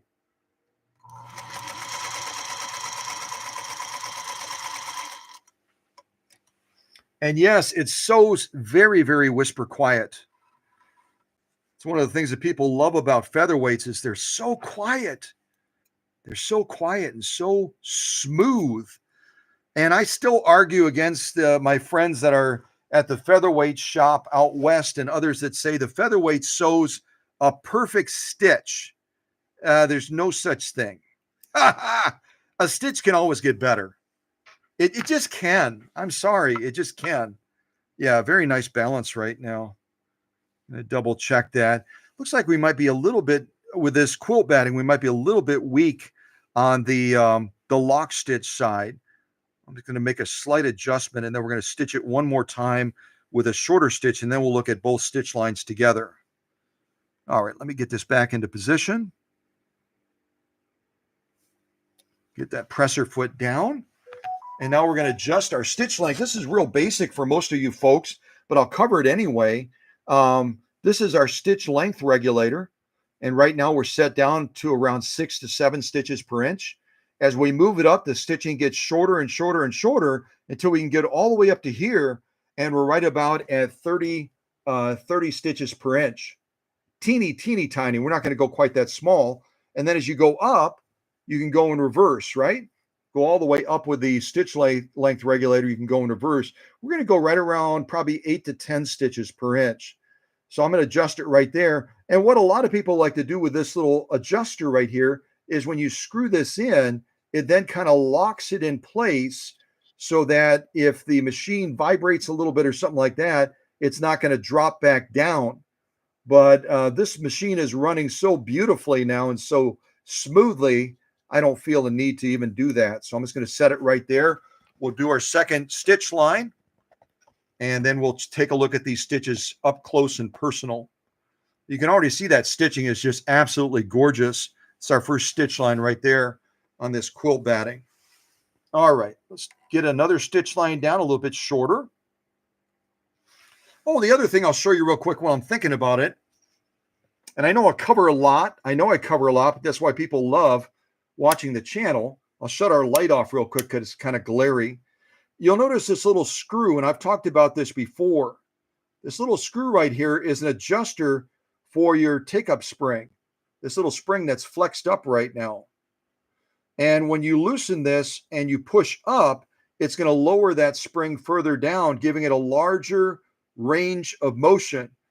You'll want a larger range of motion for certain sewing because it's going to pull on that thread harder to define that lock stitch on the bottom of the material. In other cases, you're sewing with more delicate threads like rayon or certain types of silk threads, and then you don't want that take-up spring to be moving with as large of a range of motion because it's going to keep breaking the thread. So in that case, you loosen this screw and you push this down, which is going to reduce the range of motion on this spring. The spring is kind of funky looking right now because I have it kind of stretched up. See, it's starting to lower down a little bit. Yeah, but that's our take-up spring right there, that when I took this assembly completely apart, I adjusted the spring, I adjusted the pre-tension and everything like that. So we've got a really nice balance right now. And then I've got this just about in the center right now as far as the range of motion for the spring. But know that you can adjust that, and that's why it's there. You can adjust it all the way up, push this all the way up once you loosen the screw, and then tighten that screw again. You kind of push up right there, and you'll see that spring drop down. Do that if you're maybe doing some real thick quilts and you're having issues with regulating the tension on the bottom of the quilt material because you've got multiple layers of quilt batting. Then you can always adjust this on your featherweight so it drops down further by loosening the screw and then pushing this up. If you're sewing with rayon thread, silk thread, other delicate threads, then loosen the screw and push it down so that spring is going to have a reduced range of motion. This is the little spring right here that I'm talking about. Okay. Yeah. Hopefully that's helpful to some of you, but that's the purpose of that setup. Okay. All right. Let's do another stitch line and then we'll take a look at these.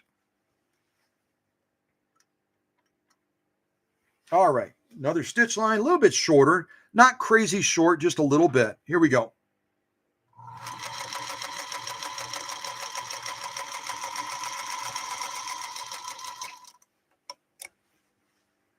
You could literally have like a butterfly standing on the end of the featherweight and it would just look at you like, yeah, that's really quiet. It doesn't bother me in any way. It doesn't bother me. I love it. I love this featherweight. What a wonderful gift. What an incredible gift that Shelly's mom gave her, huh? I think everybody would say, boy, hey, if you want to give me a featherweight, that'd be awesome. Yeah. And you'll find too, as you change stitch length, sometimes it will throw the tension off a little bit. You may have to back off the upper tension so you can get a better definition on that top stitching. But for right now, we'll just look and see what we got and know that we can adjust it if we need to, right? We know we can adjust it. All right, so we're going to look at these first. Again, this is 2 layers of cotton with quilt batting. Kind of look at it like this. We'll kind of go across and check out these stitches. Well, let me go over there. Almost got it. Yeah, I didn't go small enough. I jumped a little bit, but I didn't go nearly small enough. But that's some lovely, lovely stitching. And that's really what featherweights are known for, is being awesome stitchers. Being awesome stitchers. And no, I didn't sew very straight at the end there. I kind of went down the hill and tipped it down a little bit, didn't I? Yeah, I can see that our top stitch is probably, because of the quilt batting factor, is just a little bit on the loose side. The top row where we went a little bit longer is quite nice, but when we reduce the stitch size down to about 8 to 10 stitches per inch, in certain spots it's showing a little bit of weakness. And that's simply a matter of the bobbin case was not able to pull down hard enough. And the simple solution to fix that is to back this off just a little bit. this upper tension. In other words, we would turn it from 5 down to about 4.5 or 4 even. And then that will give us a better definition on that top stitching. So that again is our top stitching. All in all, a really good looking stitch once the camera focuses on it. All in all, a really good looking stitch, but I always believe we can make things better. So if we wanted to make it even better, we could do that. And you'll notice when we turn it around and look at the lock stitching is going to be almost overly pronounced because it was pulling a little bit too hard. So we got a gorgeous, gorgeous lock stitch, but we could back off that upper tension, still get a gorgeous lock stitch, but give a little bit more of the focus back to that top stitch again. Yeah. So good looking, let me get it straight here. Good looking top stitching from this featherweight on these 2 layers of cotton with the quilt batting. Good looking lock stitching, a little bit too good looking. That's why we would back off that upper tension a little bit, which would give that bobbin case a chance to pull on this a little bit harder and define that stitching even better. But all in all, some really, really good looking stitching for our first sew off on 2 layers of cotton with quilt batting. And now I'll show you how you can get a change of things. Now we're going to be sewing 2 layers of cotton again, but we're going to be using a little bit of a stiffener in between this time. Just use a little bit of stiffener and you'll see how it impacts that stitch presentation because we don't have that batting in there any longer. We don't have that thick, that density of that batting in there. It's a little bit of a thinner stiffener. So now we're going to try this again. We'll stitch down exactly the same way. And we can look at the stitching. I'll put it on the bed here. We can look at them comparatively. So here's our first stitch off. I went back to full length again, and we'll go down there. I won't make any adjustments to the upper tension right now.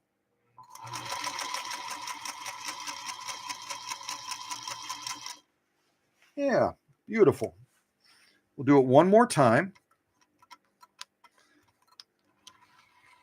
And when you pull this away after you do a stitch line, don't be afraid to pull it, but make sure you keep in mind that we're threading this needle from right to left. So don't pull it to the right like a lot of people do. Then you flex this needle too much and you can actually bend the needle. Pull it to the left because that's where the thread is coming out since we're threading it from right to left. And then it'll pull much easier too, won't it?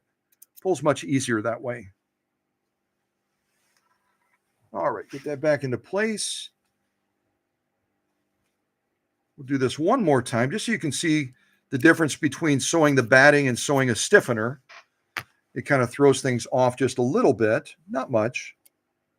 Get that back down there again. We'll adjust our stitch length up, similar to what I had it before. And we'll sew this off one more time, and then we'll look at the 2 of them side by side. All right, here we go.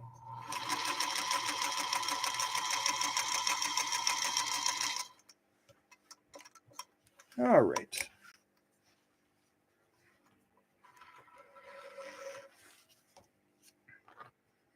Give that a quick clip. Put that over there.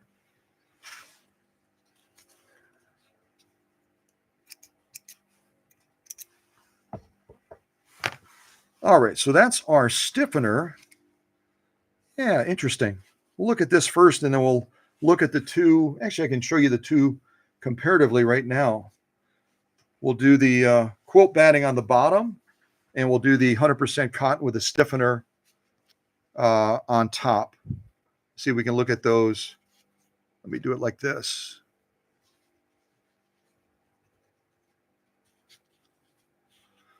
So stiffener on the top, quilt batting on the bottom. They're going to be real close, aren't they? They're going to be real, real close, but I almost like the stitching on the batting a little bit better with the tension balance as we had it. But they're both very, very good looking stitches. We'll get a little bit closer so you can see them as well.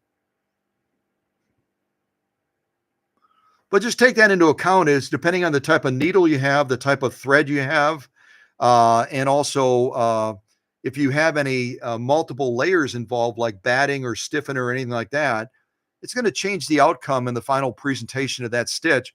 But in both instances, I think we have all in all, we've got some really, really lovely stitching. And I think we could still give a little bit more emphasis to the top stitch, because as we turn it around, we'll look at those lock stitches, and I think that they're incredibly pronounced. Oh, I got to adjust that. All right, here we go. Quilt batting on the bottom. Turn it like that. All right, now I've got both lock stitches facing out.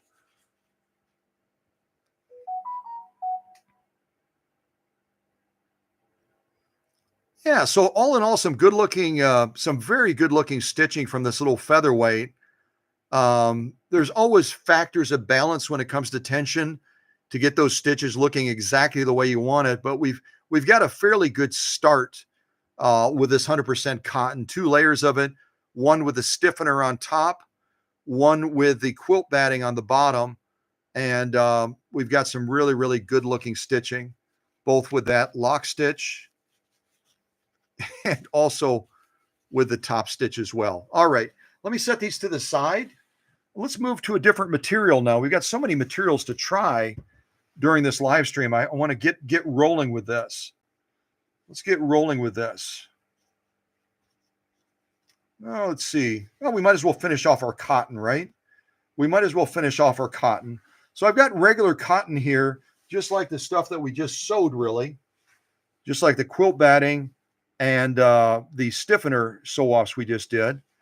But in this instance, we're going to go a little bit heavier on the cotton. We're going to go all the way up to 8 layers. So if I fold it like this, I'm starting with 2 layers. Now I've got 4. And now I have 8. Should have 8, I think. 1, 2, 3, 4. Let me see. Did I do that right? 1, 2, 1, 2, 3, 4. Fold it one more time. That should give us 8 layers. It just doesn't seem like it's quite thick enough for 8 layers, assuming I did that correctly. So now we're going to do 8 layers of cotton. Most featherweight owners are usually not going to push their featherweights this far. Some might, but we'll go ahead and do 8 layers of this 100% cotton. And I'll leave the rest of the space open for Shelly to give it a go when she gets her machine back. Go ahead and make that stitch full length again. And we'll try going down these 8 layers. I'm going to move that a little bit further up. I'm a little bit nervous about this foot. I'm not used to these type of sewing feet that folks use to get a better straight stitch. And I'm always kind of offsetting a little bit. I want to make sure that it's all the way underneath there. All right. All right, here we go.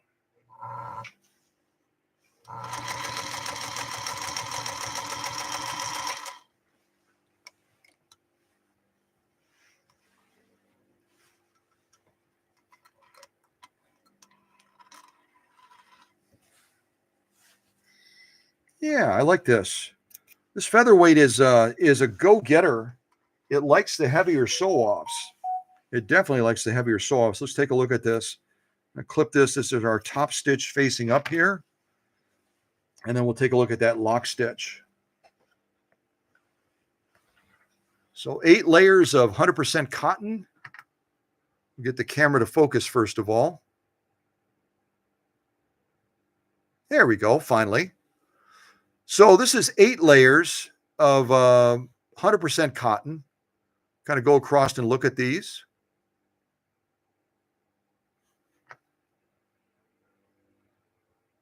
And I'm using a quilting needle today. I'm not used to sewing with a quilting needle, but the quilting needle, I think, is doing an excellent job.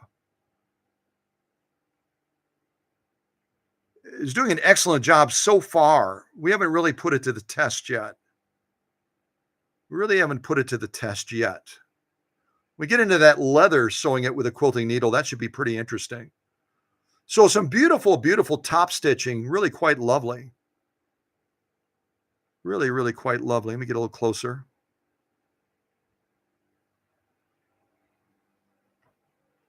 I think I have the zoom set up on this camera a little bit today. Let me come out a little bit further. Maybe that'll make it happier. Yeah, some beautiful stitching. And again, 8 layers of cotton is what we just sewed. So some really, really nice stitching. If we turn it over, lock stitching looks also really quite lovely. Look at that lock stitching on here.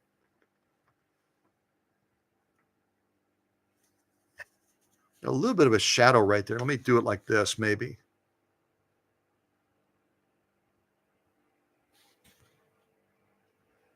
Beautiful, beautiful lock stitching on these 8 layers of cotton as well. And if you own a featherweight and you're going, I would not sew 8 layers of cotton on my featherweight, why not? It's a forged steel machine. It's aluminum as far as the outer, but it's built like a tank. You should be sewing 8 layers of cotton all the time and getting beautiful stitching like this and like that. Put it to work. Why not? Why not, right? So I'll throw that cotton to the side as well. Why don't we make a pivot now over to something really weird like this marine vinyl? Marine vinyl is something that a lot of people do not sew on their regular sewing machines, let alone their featherweight, but why not? So I'm going to put this marine vinyl underneath this presser foot attachment. Let me just bring that needle up a little bit higher. This presser foot does this funky wheelie when I'm like sliding stuff in, kind of freaking me out a little bit. All right, there we go. I think I have it in place now. Stay there. Stay. All right, presser foot down. Thank goodness.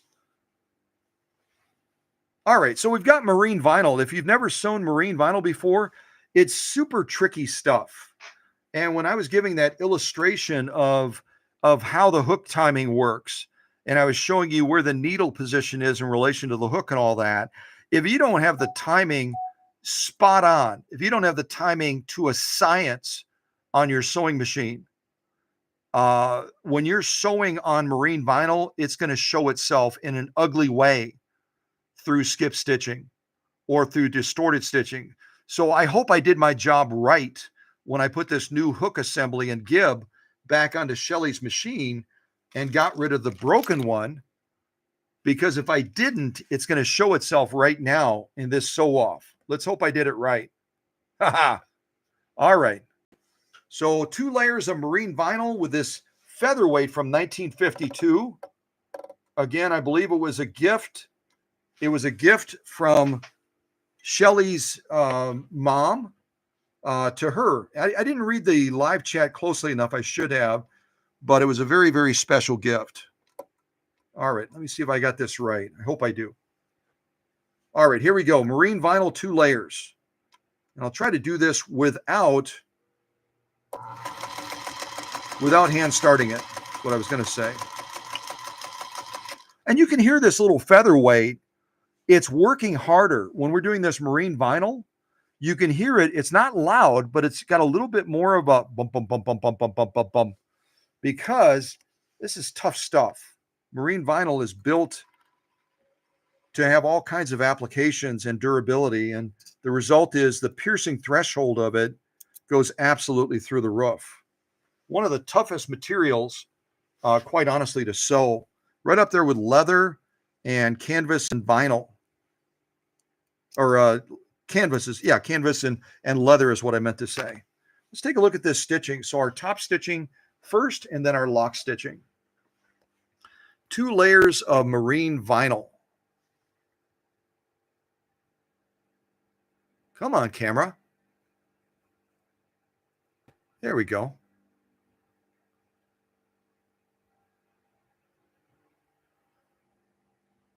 Absolutely spectacular. Beautiful job by this little featherweight. A very tricky sew off with marine vinyl. Very, very tricky. Very, very tricky sew off.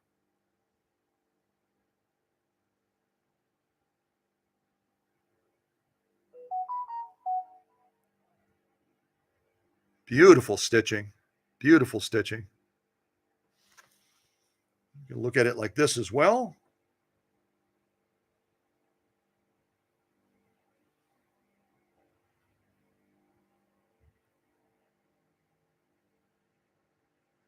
So can a featherweight sew marine vinyl?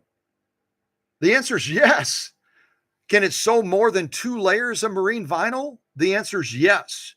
Will it damage the featherweight if I'm doing regular maintenance and maintaining the featherweight properly? It will not damage the featherweight. So if you've never sewn marine vinyl on your featherweight before, whether it's a 221, a 22-1, a 222K, whatever the featherweight style is, you got to give it a go, because marine vinyl, if your machine is running as well as Shelly's is now, is going to lay down a stitch that people are going to absolutely hate you for, because there's other sewing machines that would sew marine vinyl like this, and the stitch would not look this lovely. Wouldn't even look close to this lovely. We turn it over. Let's look at that lock stitch as well. Equally beautiful. Let's get a little bit closer to it. This again is our lock stitching. Really, really beautiful stitching. Really quite nice. And I would see that if I were going to be sewing a bunch of marine vinyl, what I would do is I would bump up that upper tension. We've been bumping the upper tension down to sew cotton, but now that we're sewing marine vinyl, we might have to adjust that upper tension back again, because remember, when that needle is sweeping down through this marine vinyl that has a lot of density to it, it's got to sweep down with that thread, catch that hook, and then pull that thread all the way back up again to complete that stitch. Pulling it up through this stuff is not easy. So it might need a little bit of a boost to get that lock stitch just perfectly balanced in relation to the top stitch. But all in all, a beautiful, beautiful lock stitch once I get myself lined up here. But a couple of the little lock stitches, as I'm looking at it, they could use a little bit more tension on them. They could use just a little bit more tension, but some beautiful top stitching, and beautiful lock stitching, just a little bit loose in certain areas. And we can solve that very quickly by, we've been turning this back. Come on, camera. Hello.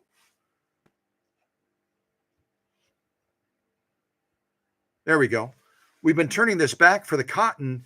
If we're going to be sewing a bunch of this marine vinyl and getting a good balance on the stitching like this, and even better, then we might have to increase this just a little bit for this type of material. Okay, so take that into account when you're sewing certain canvases, when you're sewing certain vinyls. You might have to bump up your upper tension just a little bit. Okay, let me check. I just got a text message from Susie.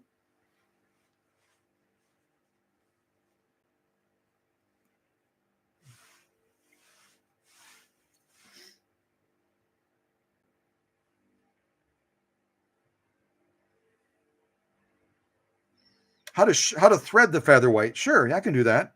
Absolutely. I'm waiting for Susie's text message to open here. Come on.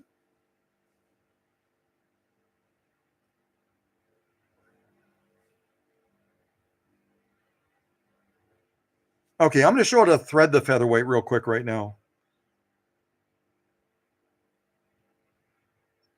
I'm waiting for this. This phone is running like a snail right now. Oh my goodness. All I tried to do is open a text message, and it was like I was asking the world of this little phone of mine. All right, so let's thread this featherweight. Susie just made that request. Let me do one thing first. Before I do that.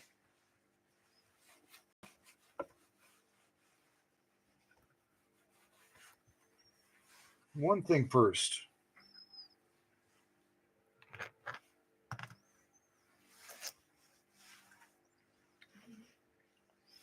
I'm going to see if I can go through this crazy vinyl, and then we will. This is like a vinyl with a backing on it. What would you make out of this? Those horrible shoes that make your feet sweat? Or how else might you use a vinyl like this in your sewing projects? Or would you even use a vinyl like this in your sewing projects? That's the question, right? So we're going to do a single layer of this, and then I'll add this second layer just to show you again that a featherweight, if given the opportunity, is capable of doing some pretty crazy heavy-duty sewing. Ultimately, I'm hoping that I'll be able to get through both of these layers, maybe with a little hand start, but we're still going to do it. So let me start with a single layer of this, and then I'll show how to thread this machine, and we'll move on from there. All right, let me get that presser foot down. All right, so this vinyl stuff, and I'm not sure how you might use it, but it's super heavy stuff. We'll see if this little featherweight is able to handle this this big of a job. Let's see here. All right, I'm going to start with a single layer. We'll add a second layer if the featherweight can handle the second layer. I hope it can. All right, here we go. Get my foot on the little button. All right, I think I got it. Here we go.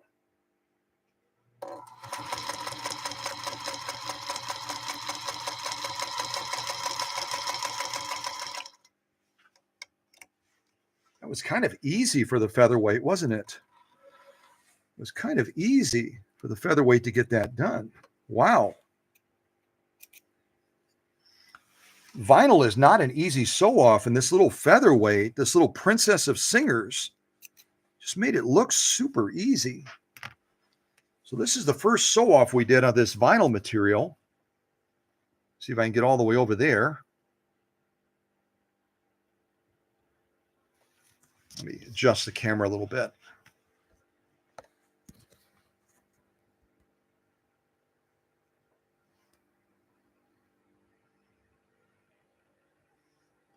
It's having trouble seeing that white on the black, isn't it? Okay, let me do it like that. There we go. Folks, those are, wow.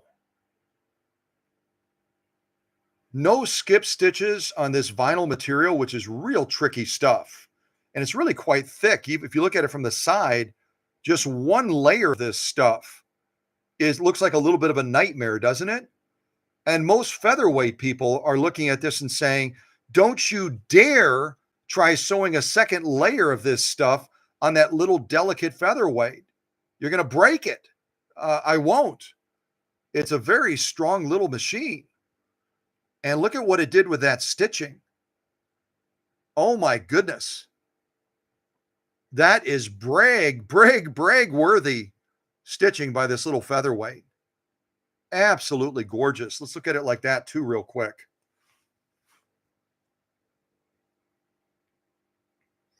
And we are doing this with a quilting needle, by the way.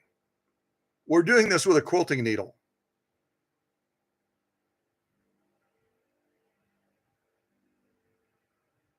Unbelievable. Unbelievable. Beautiful, beautiful stitching. If you look at the totality of stitching from this little featherweight, it's just absolutely gorgeous. Turn it over, look at the lock stitching. No difference. Absolutely spectacular stitching as we go across. This nasty, scary thing of dreams, nightmares, vinyl stuff. Yuck. Nasty stuff. We make those nasty rubber shoes out of this stuff or something else like that.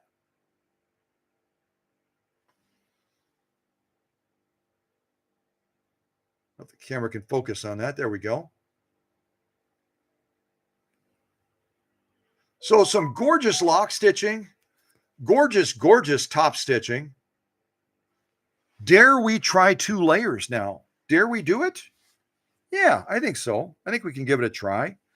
So I'm going to put these 2 layers together now. The first one we did already with absolutely drop dead gorgeous stitching.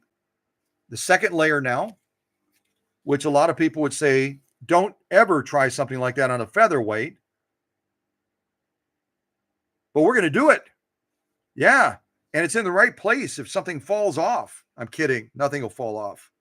All right. Get this back into position. I'll leave some space so that Shelly has some room to try this also. And I will give the machine just a little bit of a hand boost on this because this is really thick stuff. Super crazy thick stuff. Give it a little bit of a boost to get her going. Adjust that camera down so you can look at the stitching as it's laid down. All right, take a deep breath. Take a deep breath, and let's see if we can do this. I did not try this off camera, these 2 layers of vinyl. I did 1 layer. I didn't try 2, but I thought I would give 2 a try anyway because I always like pushing the boundaries and showing what featherweights are capable of. I want people to understand these are strong little workhorse machines. And if you properly maintain them, they're going to last you a lifetime and beyond. So let's give her a try and give her a chance to show what she's capable of. All right, let me get this into position. Give her a little bit of a boost, just a little boost, and we'll see if we can get through this. All right, here we go.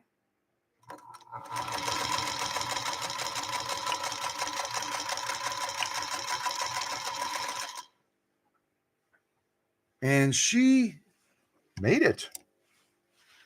Shouldn't be surprised she made it, but yeah, she did have to work a little bit to do that, though, didn't she? She had to work just a little bit to get that done.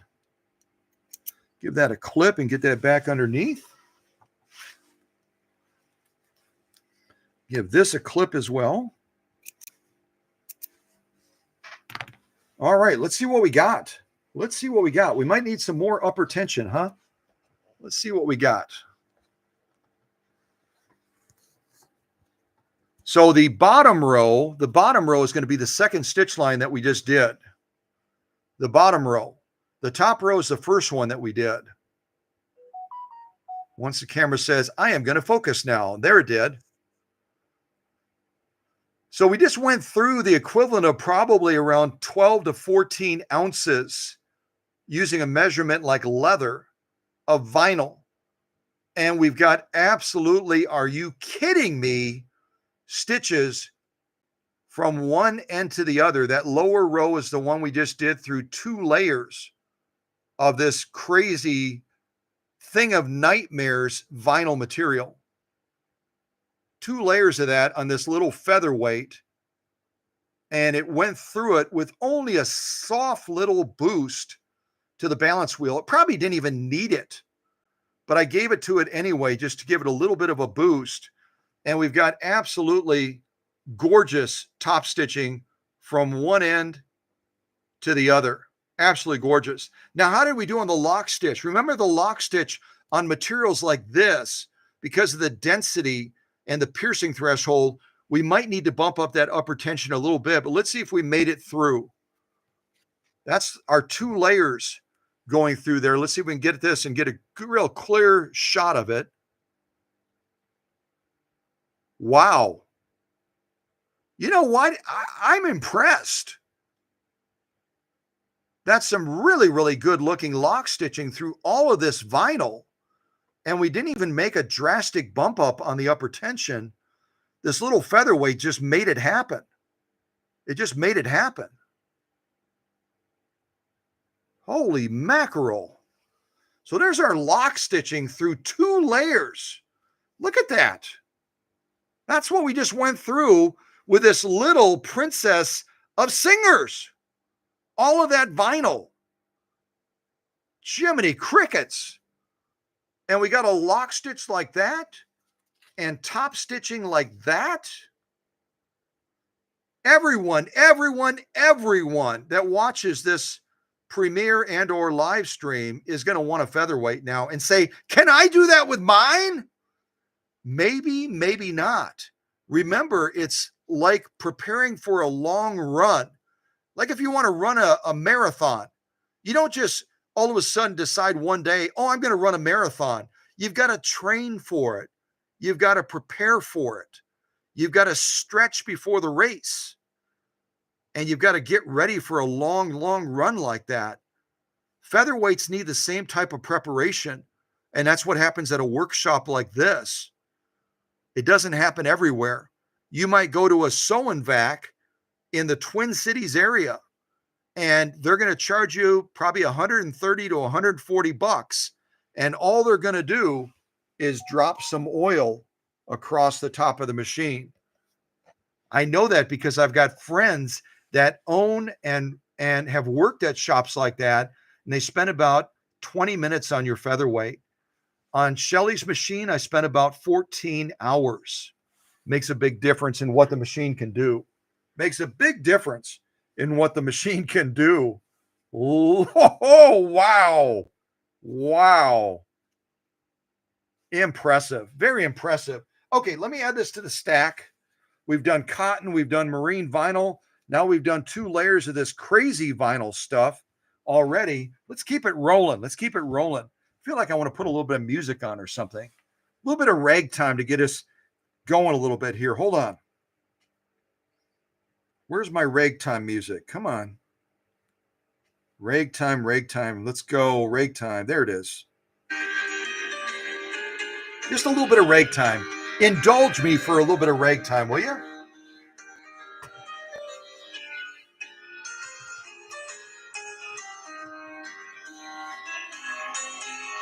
Let's do some denim now. Let's do some denim. How much denim do I have here? Whoa.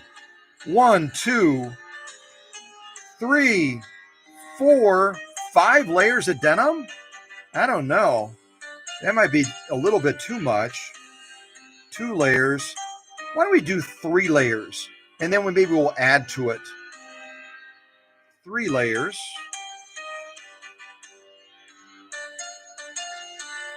3 layers of denim. Yeah, why not?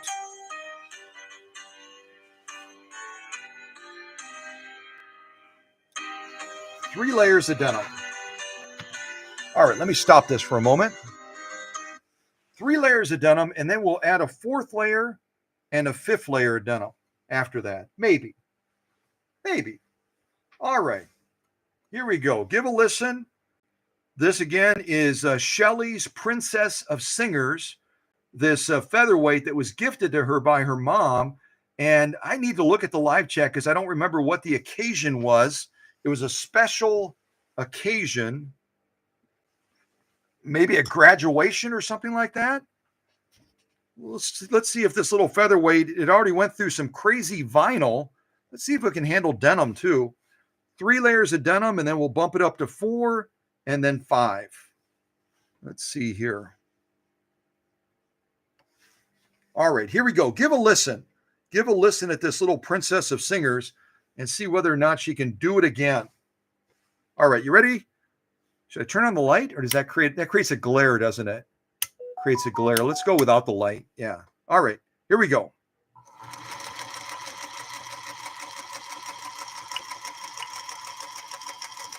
And this is all being done again. This is all being done again with one of Schmet's quilting needles, a size 90 quilting needle.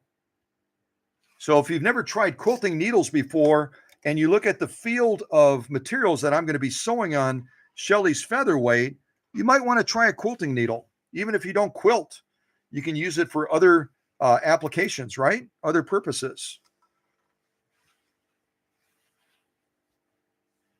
All right, we're going to take a look at this stitching. We'll see if we have to make any adjustments, because denim is obviously different than vinyl. It's different than cotton. Looking at a top stitch, it looks good. Looking at the lock stitch, it looks good. Let's take a look at these, and then we'll add, you know what, instead of adding 1 layer, then another layer, we'll do these 3 layers. We'll check out the stitching, and then we'll add 2 more layers of denim. And this is hardcore stuff.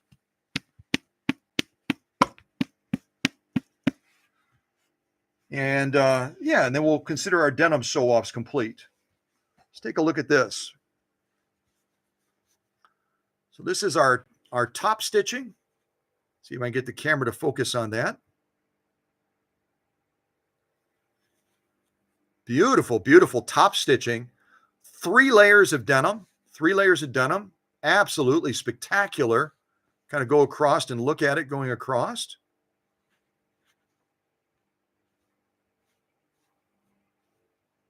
Wow. Holy mackerel. What? I think this little featherweight likes sewing denim. I think there's denim in the future for this little featherweight. See if I can line this up and we'll kind of look at it vertically too. Wow. Very, very, very nice. Wow. Well, don't go crooked, Scott. You can only sew crooked, not display the stitches crooked, buddy. So some lovely, lovely top stitching. Look at those stitches. And that's why featherweight people have almost like a following and a cult. You need a secret handshake to go into a featherweight group. I know Shelly knows the handshake, And her mom probably knows the handshake. I don't know the handshake, but you need a handshake to get into the groups with featherweights because they believe that they have the best stitching in the world. And you know what? I'm kind of supporting their claim right now, aren't I? I'm supporting their claim right now with these 3 layers of denim. Not an easy sew off, laying down stitching that's crazy. Let's look at the lock stitching as well. See if that lock stitch is equally spectacular, and it is. It's absolutely gorgeous. Beautiful, beautiful lock stitching as well through these 3 layers of denim. Very, very nice. Wow. So 3 layers of denim. Yeah, it's a little bit of a challenge. You can see it from the side there. It's a little material to go through, right? Especially with a quilting needle. Yeah. But you know what? Let's add 2 more layers. Let's do it. Let's just do it. There's that. Put these here. So now we've got 1, 2, 3, 4, 5 layers of denim. 5 layers of denim for this little delicate featherweight sewing machine. Not really delicate at all. It's pretty hardcore. All right, let me see if I can get these lined up. That thread straight. Press your foot down. All right, so 5 layers. Count them. 1. Well, let me do it like this. 1, 2, 3, 4, 5 layers of heavy grade denim on this little featherweight that Shelly is probably watching right now and going, this is really exciting. Please don't break my machine. Please don't break it. I won't.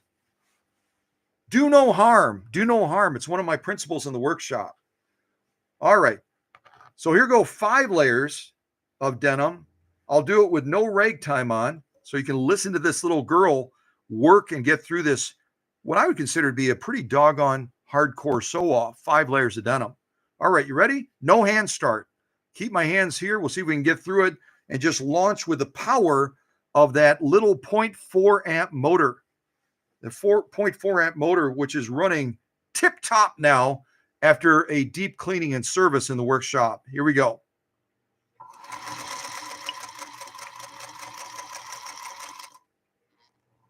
Hold on one second.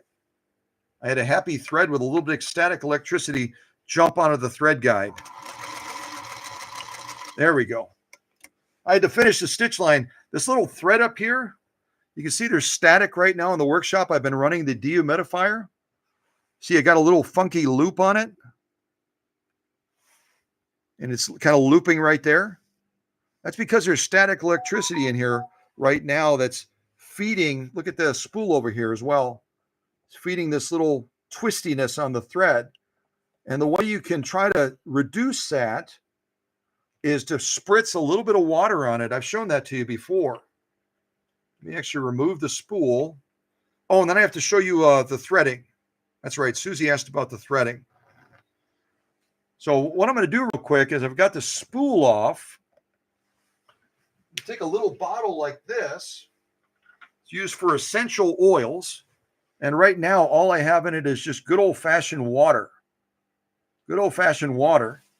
And it puts out a real fine mist. I'll see if I can point it out here so you can kind of see it mist. Yeah. So what I'm going to do is I've already added a little bit of moisture to the air. What I'm going to do now is just put a tiny little bit of spritz on this thread. Just a little bit. That's it. Now see if that helps our static electricity issue. You see how it's twisting right here? See that? See how it's twisting?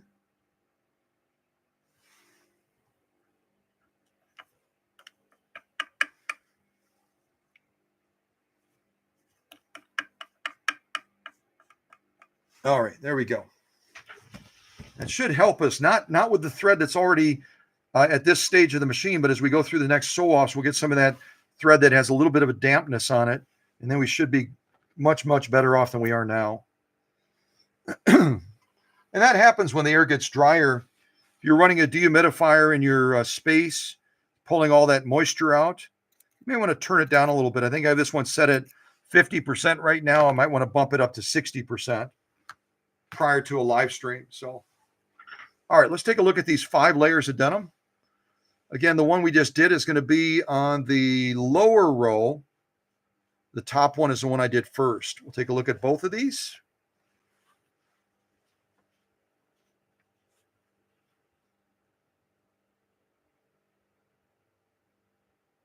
Camera's slowly focusing.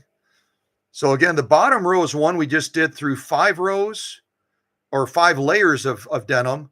The top row we did through 3 layers of denim. You can see the difference. Kind of go across and take a look at these.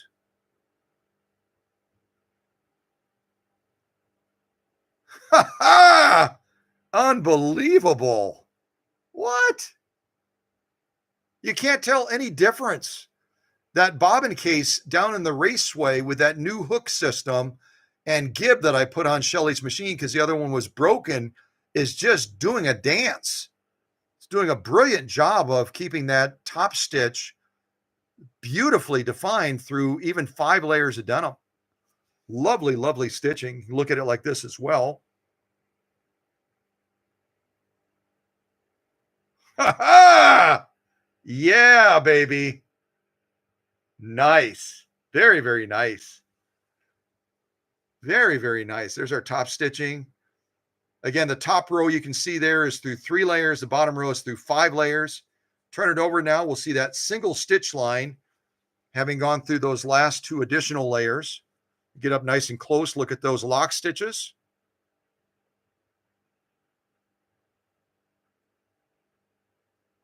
Very nice. And what I'm seeing a little bit, if you look at those stitches real carefully, look at them real close. You'll notice that there's a gap between the stitches that's a little bit wider than it should be. It's a little bit wider. In other words, there's a space between each of the stitches that's a little bit wider or broader across than it should be. That's telling us that our upper tension for denim sewing with 5 layers is a little bit set too high. Our upper tension, again, is going to pull up to define these stitches, and it's pulling too hard right now. It's creating a little bit of a space between those stitches, which means it's reducing the size of the stitch just slightly because it's pulling too hard. We'll go across and see if that's a consistent theme, and I believe it is. It's very easy to fix. Very, very easy to fix. We just have to back off that upper tension ever so slightly, and then we can get the full length of that stitch once the camera decides it's going to focus again, that is. Let me try it like this. This camera is really goofy today, isn't it? Maybe I'll go out to here. Aha! There's the secret spot right there. So yeah, if you ever see that where your stitches, you've got your stitch length set at the maximum. You've got it set so you should be getting 6 to 7 stitches per inch, but you're getting less than that. You're getting less than that. That typically is going to be an issue with your tension pulling too hard, either top or bottom. You can get the same thing with a top stitch, where the top stitch will be compressed a little bit. And if you measure them, in other words, if you take a little ruler and you measure how many stitches am I getting in an inch, you might be getting 7 to 8 stitches instead of 6 to 7. So it's real slight, but that's a tension factor that you can fix very easily if you want to. But the top stitching is spot on right now. Lock stitching a little bit compressed. So if we were going to be sewing denim all day long, what I would do to this little control right here is I would back it off just slightly. Right now we're at about 4.5. I would take it down to 4, and then we would get not only a beautiful top stitch like this, we would get an equally gorgeous lock stitch, and we would get the full size of that stitch instead of a slightly reduced one. Hope that makes sense. You got to understand tension so you can get to a point of refining your stitching to a different level, right? You want to have the best stitching you possibly can. All right, what do we have left? Oh, we already did that. Yeah, we already did the outdoor. Did we do the outdoor material already? We did, let's see, we did marine vinyl. We did 8 layers of cotton. We did cotton with a stiffener. We did cotton with quilt batting. We did this crazy, scary vinyl stuff, 2 layers of that. And then we did 5 layers of denim, heavy grade denim. So we did not do the outdoor material yet. That's what we'll do next. This is a type of canvas, and it's supposed to be UV resistant and all that blah, blah, blah stuff. And it's real tough stuff to get through. Any canvas material is tricky stuff to go through. We're just going to do 2 layers of it just to say we did it. So let's do 2 layers of this outdoor canvasy type material. This came from Florida with a machine that Emma sent for a friend. I don't know if you remember that machine that Emma mailed to the workshop here in the Twin Cities, all the way from Florida. And we fixed it, got it running beautifully. And Emma said I could keep the extra stuff that she sent with that she wanted me to sew off in the live stream. So this is some of that stuff right here. See if we can do this outdoor material. We'll do 2 layers of this. And then maybe we'll move into some leather or some satin. I don't know if the owner might have had to step away, or maybe the owner's mother-in-law, I believe it was, had to step away. Or mother. I don't remember. Mother, I think. Yeah. Anyway, whoever the other significant family member was, I'm totally losing it. I need coffee bad. Somebody send coffee now. I need coffee now. Any rate, if either of those family members, either Shelly or her mother-in-law, I don't remember, wants to give me a preference of order, this is what we have left to sew in this live stream potentially. We've got this Amazon packing parchment paper. I love sewing this stuff. We've got some satin, this stuff right here with a little bit of stiffener. We got some more upholstery material. I'm not going to do any more cotton. We've done that quite a bit. And we got this leather material. I've got veg tan leather, genuine cowhide, Italian leather. I've got this fake fleece material that's made out of 100% polyester. So any of those things, we can give it a go. The light satin also. Okay, so we'll do the satin maybe next. I think that's, 4 Oaks Living. We'll do the satin coming up next pretty quick here once we do this outdoor material. And then remind me, I've got to show the threading of this machine as well, right? I've got to show the threading. That's something that Susie requested that we do. All right. And hopefully my little spritz of moisture on that thread will help us out as well, so it doesn't try jumping out of there again. All right, so outdoor material, 2 layers of this, UV protected canvas material. We'll see if we can get through 2 layers of this and lay down some great, gorgeous looking stitching, okay? All right, here we go.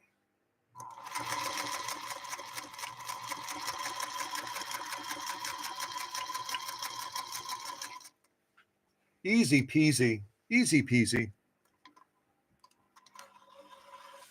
Pull that out there. Yeah, I think we got some really good balance too on the tension. So if we were going to be sewing this outdoor canvas type material all day long, I think we could leave the tension alone, leave the tension exactly as it is.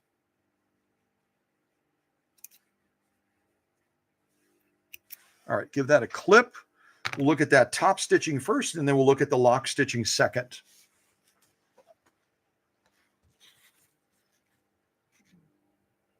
See if our camera will be good today. There we go. So you can see the texture. Look at the texture of this canvas material. If that doesn't say to you, I am strong, I am tough, I will resist the needle, then you probably need a new prescription for your glasses or contact lenses, because this canvas material is rough and tough and nasty. Rough, tough, and nasty. But this featherweight just beat it to the ground and lay down a gorgeous top stitch. Absolutely gorgeous top stitching. on this outdoor canvas type material. Beautiful, beautiful stitching. Wow. Very, very nice. Very nice. Very, very nice. How do we do on the lock stitch? I'm going to turn this around. Let's look at that lock stitch. Did we do okay on the lock stitch? Yes, we did. Let's start on this end. Lock stitch also looks spot on. Good tension balance, good spacing, good formation of stitch. Really quite lovely. Quite lovely. Oops. Come out to here, maybe. Camera's saying, you got too close. You got too close. You invaded my personal space. Come on, buddy. There we go.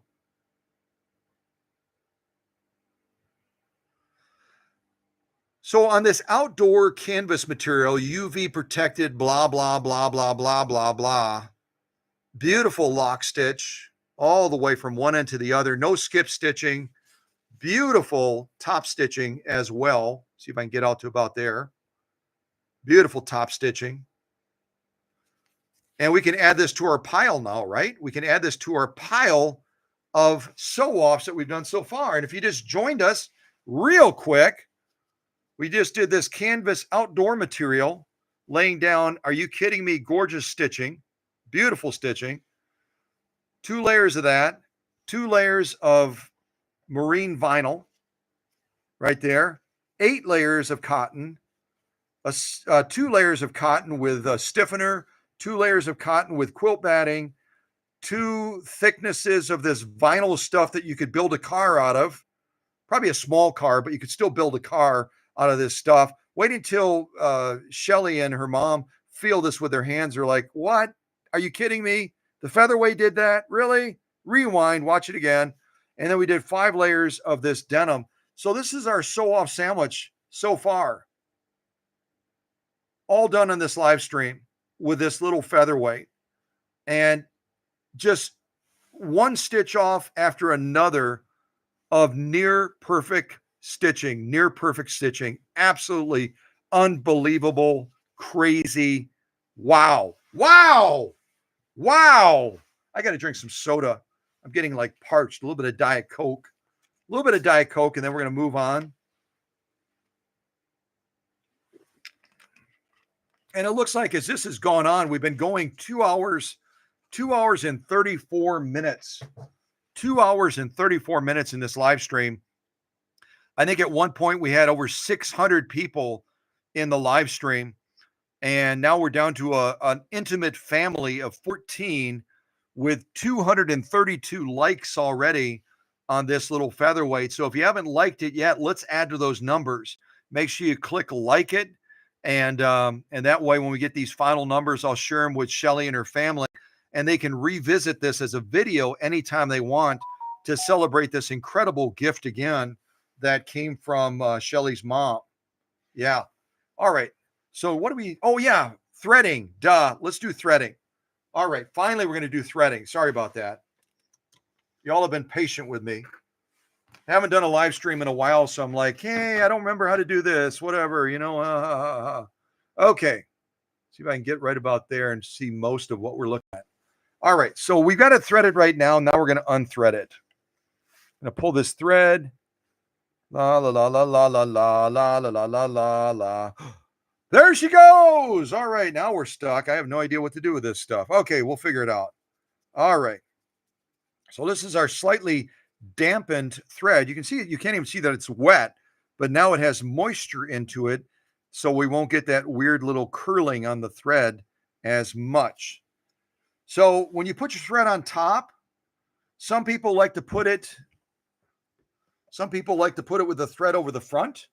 Some like to put it upside down and have the thread over the back. It's up to you, but I generally put it with the thread over the front, like so. Okay. We're going to come through this first little thread guide right here. Come through that thread guide. Then I'm going to drop down. Make sure when you're threading the upper tension, coming off the top, that you have your presser foot lever in the up position so that there's no tension on the discs right now. Otherwise, you won't be able to draw it all the way through as well. You're not going to get it in there nice and deep. So we're going to draw it in there. I'm going to hold the thread on the top at the same time so I can make sure that I'm drawing it deep inside of those discs. Then I'm going to draw this thread a little bit further up, and I'm going to pull that spring up gently so we can seat that thread in that little saddle area right there. That thread needs to get saddled in that little area right there. So you hold the thread on top and then you draw it up, and then it magically, all of a sudden, is saddled in that little opening right there. Okay? Now we're going to draw it behind that thread guide, and we're going to come up to the take-up arm. We're going to thread it from right to left.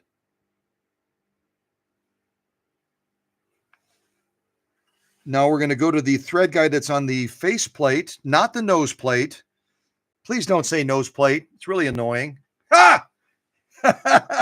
We're going to draw that thread through this little thread guide on the face plate, and you draw it from the back, from the left side forward, and then it snaps into place.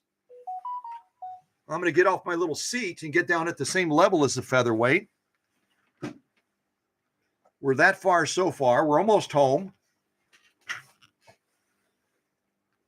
We got a thread guide right here at the bottom of the face plate. You can see it kind of sticking out there.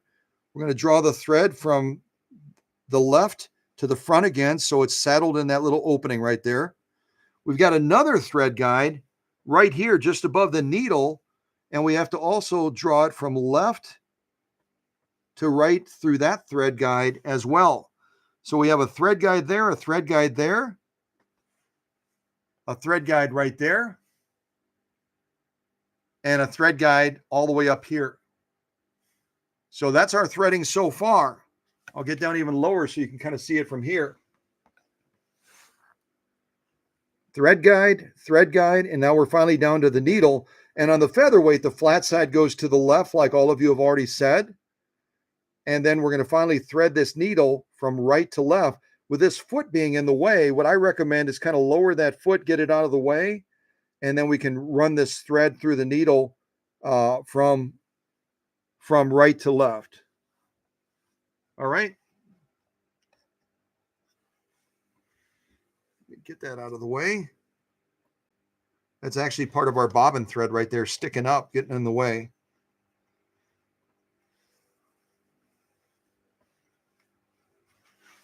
Okay, so now we have our threading here. And some people thread it dry. Some people put a little bit of spit on the end, just to be honest. I'll leave that up to you. So now we're going to thread it from right to left. I may go for the spit any second now. Just letting you know, Shelly.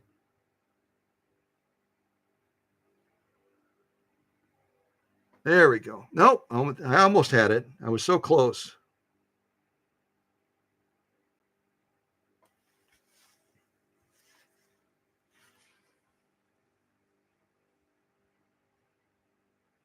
Doing things on camera is always more of a challenge. Let me bring this needle a little bit higher up.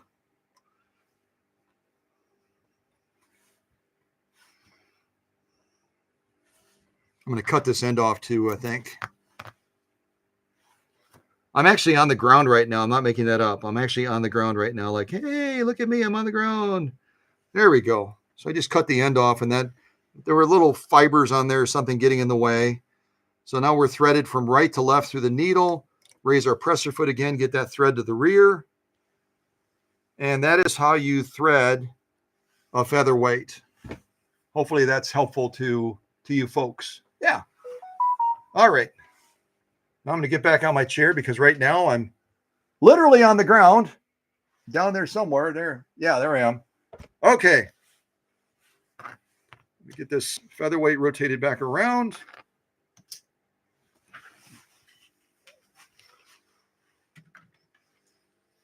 And what do we have left? I think we're going to do satin next. We're going to do satin. One of our friends, who was it? Four Oaks Living said, let's sew satin. Sure, why not? So I've got a little bit of satin here. Kind of lower this down. And I'm going to use a little bit of stiffener because it's such a delicate, fragile little material, isn't it? Quite fragile. Let's get a little bit of stiffener in there. 2 layers of satin and a little bit of stiffener. And we do have to make an adjustment on something straight away. Does anyone know what we need to adjust since we're going from vinyl and all the other hardcore stuff to something that's very delicate? What do we need to adjust so we can try to have success with this sew off as well? What do we need to adjust, and what do we need? How do we need to adjust it?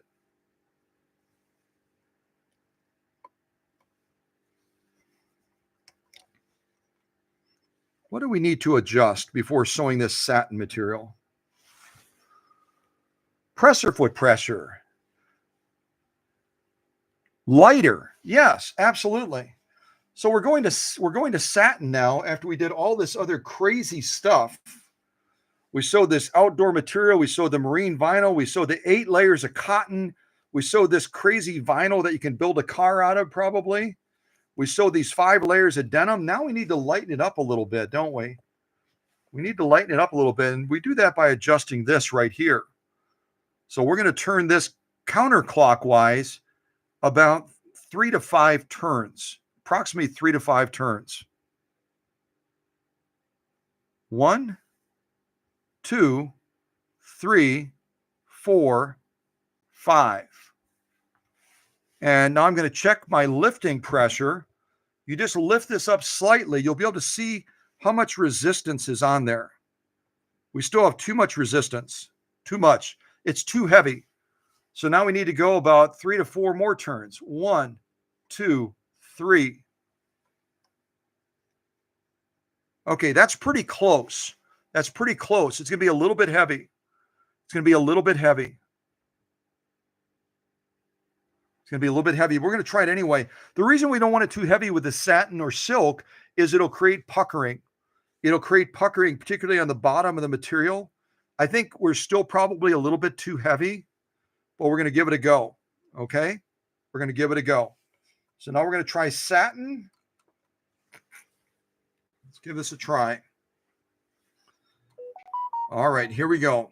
You know what? Let me move it over and we'll stitch it long and short. We'll stitch it long and short. Okay. Long first and then short second. Here we go.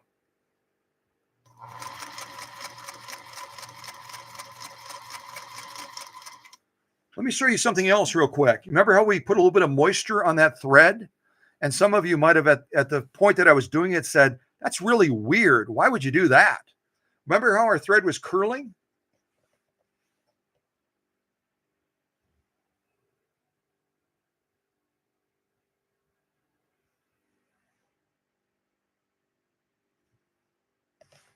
So not just in the wintertime when static is a factor, but even in the summertime, if you're running a dehumidifier or if your furnace has a dehumidifier, you may have to add just a little bit of moisture to your thread, just a little bit of moisture. And all of a sudden you will eliminate a lot of problems. Can you do it to your bobbin thread as well in the case? I would not recommend it because the bobbin case can be prone towards rusting. But if you do it real light, you might be able to get away with it. But yeah, be careful about adding moisture to your bobbin case. It's a closed space and the water may stick in there as a vapor and create rusting in your bobbin case. So just be careful about that. All right, presser foot down. Let's shorten our stitch. Again, it's very simple on the featherweight. All we do is push our stitch length up a little bit. And now we're going to stitch again, going down.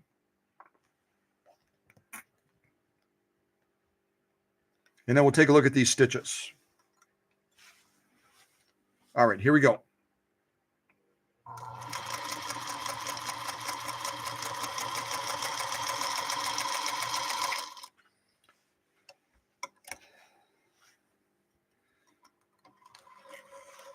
Notice again, I'm pulling to the left because that's the way the needle is threaded. It doesn't create any undue flexing or tension against that needle. Even though it's a size 90 needle, If you're pretty strong, which most of you I'm sure are, you can bend a needle just by pulling it if you pull it too hard. So, all right, let's take a look at this now. And you'll see that even though I backed off this presser foot pressure dramatically, probably about 10 to 12 turns, we still have just a little bit of puckering on the bottom. And that's what we were trying to guard against. So we did okay, but we could have done better. We could have done better. So this is our satin. Let's take a look at our satin, and then we'll take a look at the other side as well.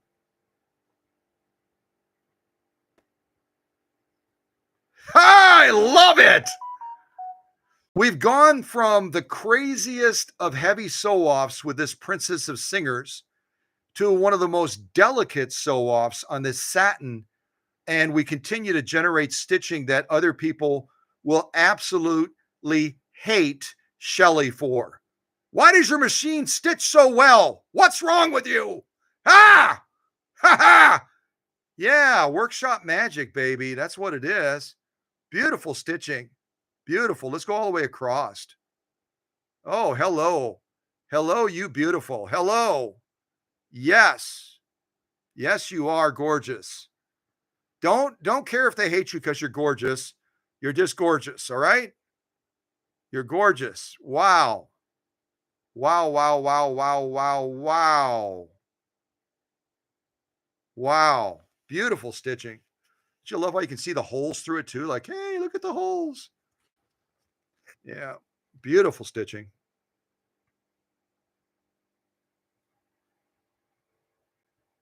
All right.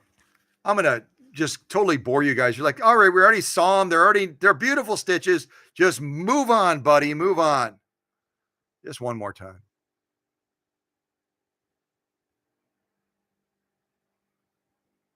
All right, now the lock stitching. And the lock stitching, what you're going to notice is on this very delicate satin, even though we used a stiffener, and even though we turned the presser foot pressure way down, we still got just a subtle amount of puckering. And you'll know what puckering is as soon as you see it.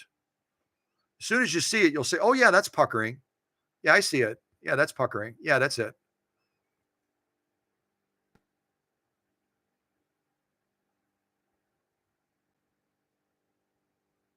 Trying to get the right angle because this has kind of a sheen to it. So the bright LED lights are kind of reflecting off of it. See that puckering we're getting? Let me see if I can pull it back a little bit and show you. We're getting a little bit of that puckering on there because the presser foot pressure, even though we backed it way off, it still was a little bit too high. So if you're sewing really, really light and you've never made an adjustment to your presser foot control before, you'll want to start doing that. It'll make life so much easier for you. So much easier on the lighter side. Got to get that sheen away. I can't even see it. And you can see see on the stitching where it pushes that a little bit of that satin through. It creates a little tuft on the bottom because we're sewing with a 9014 quilting needle. 9014 quilting needle. Come on, buddy. You've been doing so well. Focus on my fingers. There we go.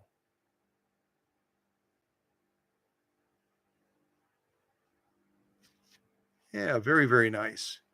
We still got a very, very nice looking lock stitch. Still a very, very nice looking lock stitch.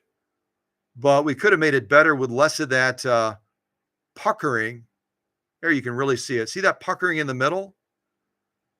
We could have gotten even less of that puckering if we had backed off that upper tension, or excuse me, that presser foot pressure. If we had backed off that presser foot pressure even more, we would have gotten less of that puckering. But it's better than I thought it would be, to be honest with you. It's better than I thought it would be. So some beautiful lock stitching once I get in front of the camera. Some beautiful lock stitching with a little bit of puckering. Some really gorgeous top stitching as well. Some beautiful top stitching. And now we've gone from the heavy of heavies to the light of lights. And we've sewn satin as well. Satin as well. Okay. So our sew-off sandwich, now we're adding our satin to it. Looks something like this. We've got our satin now. Where is it? We've got our satin, our outdoor material, our marine vinyl, our 8 layers of cotton, our cotton, 2 layers of cotton with a stiffener, 2 layers of cotton with quilt batting, crazy vinyl stuff, build a car with it, 5 layers of denim. Now I think it's time to do a little bit of leather sewing. A little bit of leather sewing. And I will let the family pick out what they want to see. We can either do some veg tan leather. That's that blue stuff. I've got a big piece, a small piece. We can do some genuine cowhide. This stuff right here. Got a nice little nap on the back of it. Or we can also, this will be last. So just know that we're gonna try to do this. This is our Italian leather, and we're gonna try to do our Italian leather last.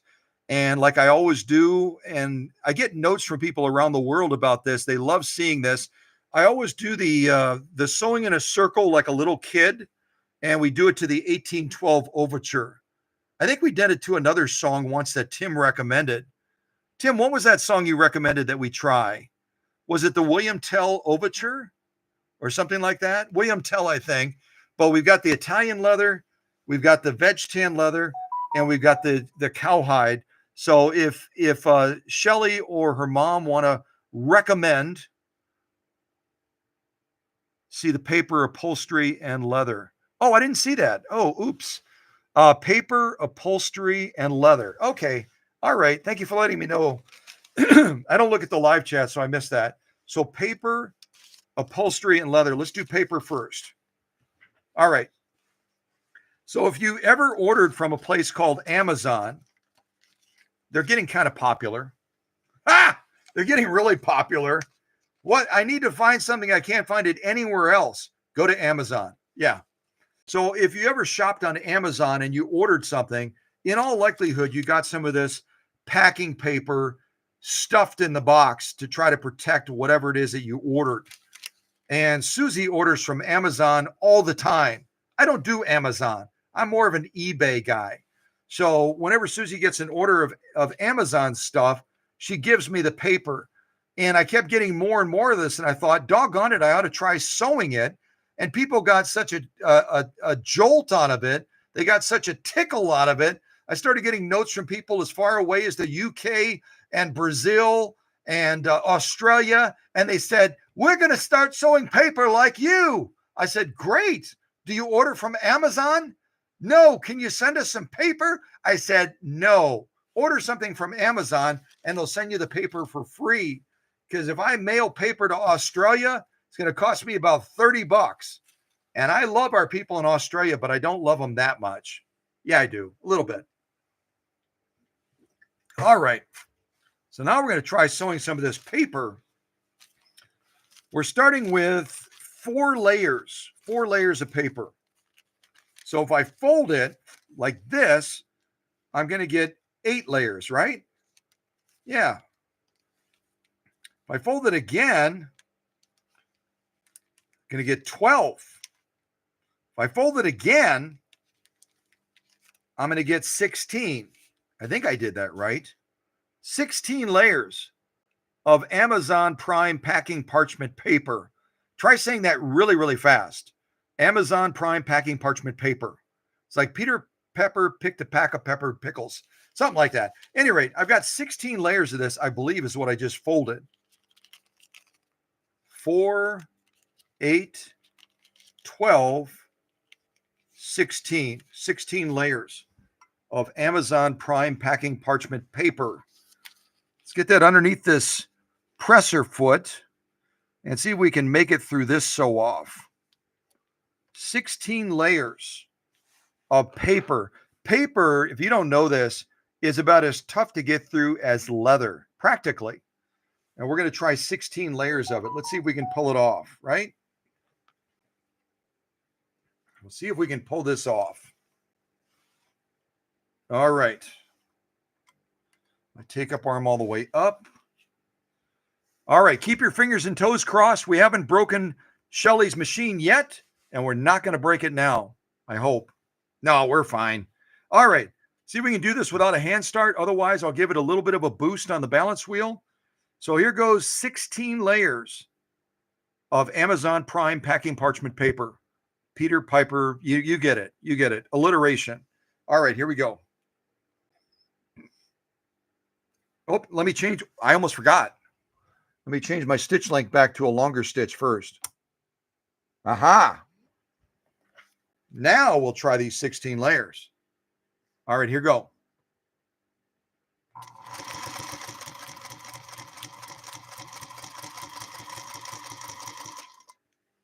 That was without a hand start. Without a hand start, 16 layers. And some of you might be saying, do you always have to sew so slow? No, we can sew faster. It's only a 0.4 amp motor on the featherweight, but after I optimized it, it's got a lot of get up and go. So we can always sew it again, just for fun. And we'll sew it a little bit faster this time. And I should probably consider increasing this. Ah! We did that without. That's crazy. All right. Back to the paper. Let's see if we can do this again. And we'll give that 0.4 amp motor a chance to show up at the races just a little bit more this time. Let's see if we can go a little bit faster. Do the same thing a second time. For any of those skeptics out there that said, there's no way that he just sewed 16 layers of parchment paper with a featherweight. Well, we'll do it again just to prove that we did. Yeah, why not? All right, here we go. And we'll do it without a hand start. Here's both my hands. Nobody else in the workshop. Here we go.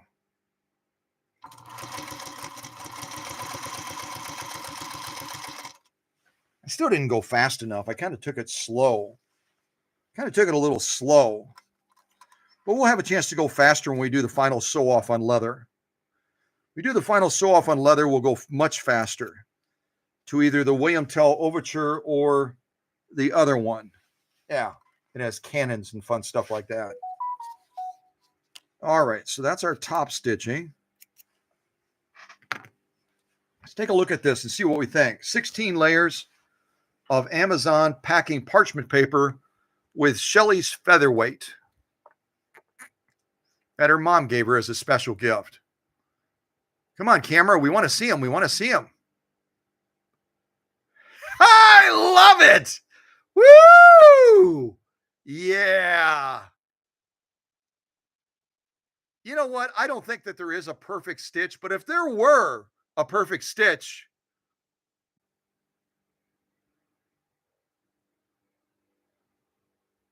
unbelievable. What a beautiful stitch. Let's come out here like this and look at it.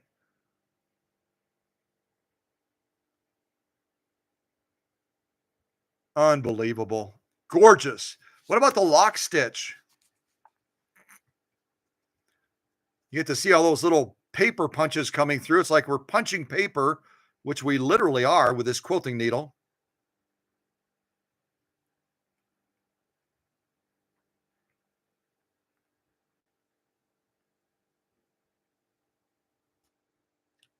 "16 layers of parchment paper, folks. 16 layers.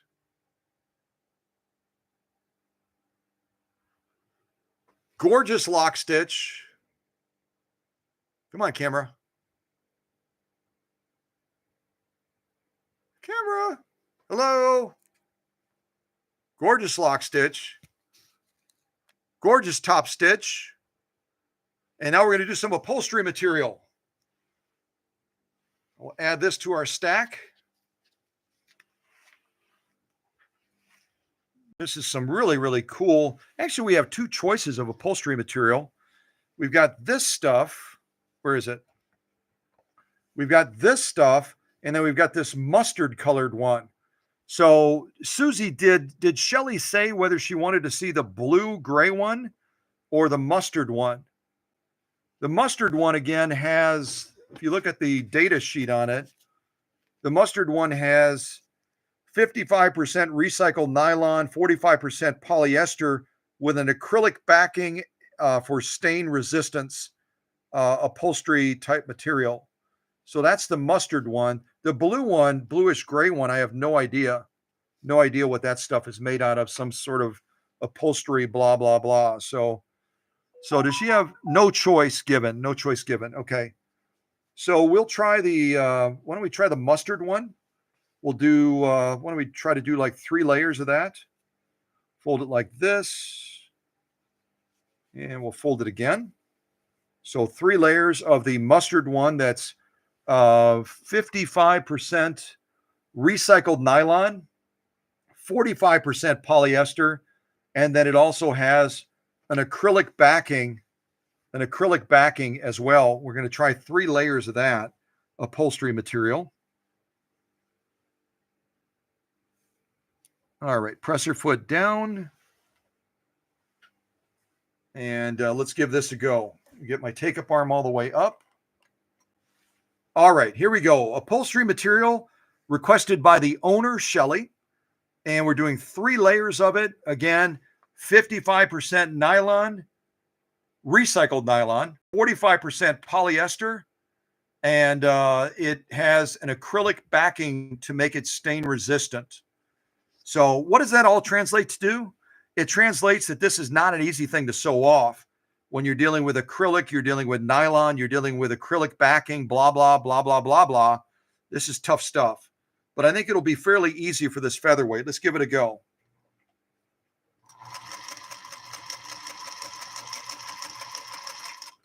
So that's 3 layers of this acrylic blah, blah, blah upholstery material. Pull our thread out. Let's take a look at these stitches. And then I think we'll do leather last is what the owner wanted to see. So, and I don't know if there was a preference on the leather. We've got 3 types of leather. So here's our top stitching on this acrylic nylon blah, blah, blah upholstery material. Try to get centered in there as best as I can.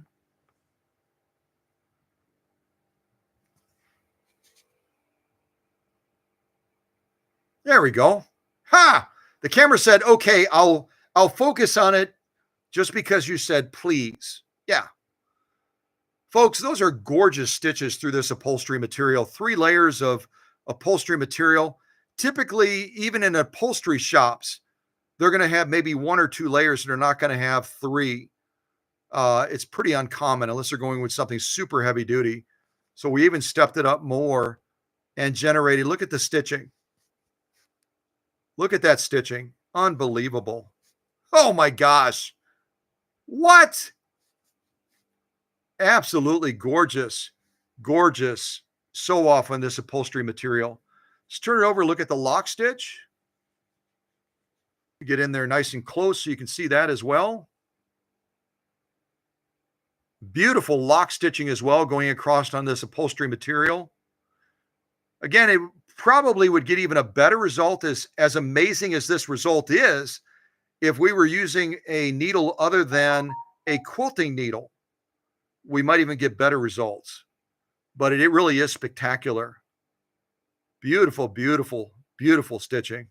And again, that's the 3 layers right there. It's not a light sew off. So beautiful lock stitching, beautiful top stitching as well. And we'll add that to our sew off pile that is quickly becoming very, very large. There's our sew off pile for this live stream. The 16 layers of parchment paper. 16 layers of parchment paper, the satin, the outdoor material, the marine vinyl, the 8 layers of cotton, the cotton with a stiffener, quilt batting, vinyl from HE double toothpicks, 5 layers of denim, and then finally this upholstery sew off that we just did. So that so far is what this little featherweight has done on this live stream today. I think that's impressive. I think it's also impressive that this is a machine that arrived at the workshop with shorting out issues. It would not turn. It was jammed. And now it's just sewing silky smooth. So we're going to keep on sewing. Yeah. We've done the upholstery. Now let's get into a little bit of leather. We've got genuine cowhide. We've got veg tan leather, and we also have Italian leather that we'll do last. So I'll start with a little bit of genuine cowhide. See how this upholstery, we'll see how this quilting needle, this again is the needle we're working with today. We'll see how this quilting needle by Schmetz does with leather. It's gotten through everything else amazingly well. So if you've never used a quilting needle before, this might inspire you to try it. You never know, right?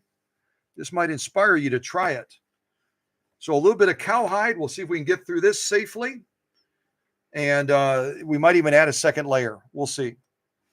All right, here we go. No hand start. We'll see if we can get her going just with the sheer grit of that mighty 0.4 amp motor. Mighty 0.4 amp motor. All right, here we go. Oh, my goodness. Is that real cowhide? It is. That needle hit that cowhide, and it was like, I don't think so. I don't think so. So I am going to give it a little bit of a boost to get through that leather. Here we go.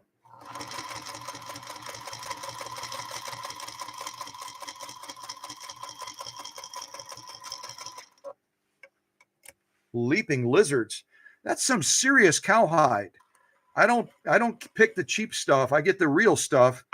And this little featherweight really hit that with that quilting needle, and it stopped it dead in the tracks. If you saw that, I probably didn't give it enough power with the foot controller, but nonetheless, it still stopped it right in the tracks.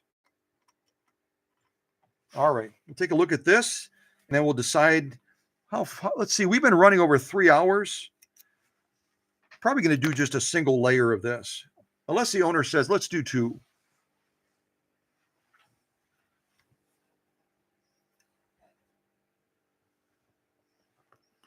All right, so this is genuine cowhide. That quilting needle hit this leather and it said, no way, Jose. No way. No, sir. I will not sew that stuff. Come on, you can do it, camera. We're almost done. We're so close. We're close, so close to done. We're so close. Come on, buddy. All right, I'm going to put the box behind it. Maybe that'll help. Let's put this box behind it. Give it a focused feel to try to zero in on. All right, let's try this.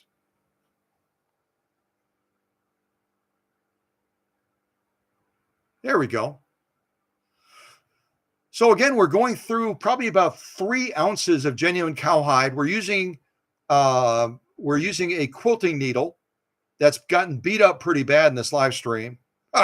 Really bad.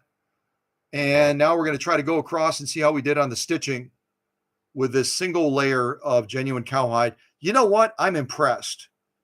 That is some really, really good looking stitching on this 100% cowhide.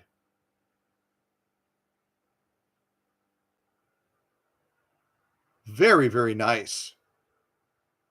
Wow.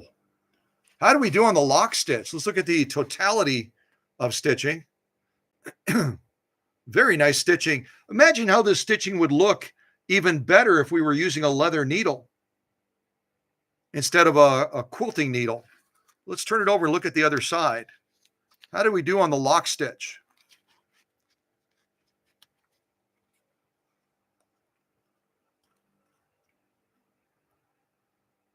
It's actually hidden in the nap of the leather a little bit, isn't it?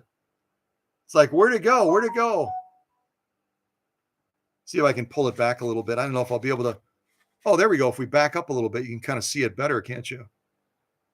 If I back it up, you can see it better for some reason. Weird.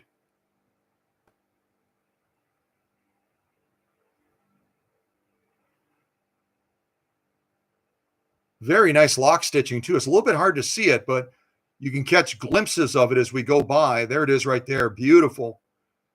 Beautiful lock stitching on this genuine cowhide. Very, very nice. Let's see if I can pull some of these back to show you as well. Oh, there we go. Now the camera's being all nice. Now the camera's being all nice. Now the camera's saying, okay, you don't need that nasty, oily box anymore. Now I'm going to focus on these lock stitches and be nice.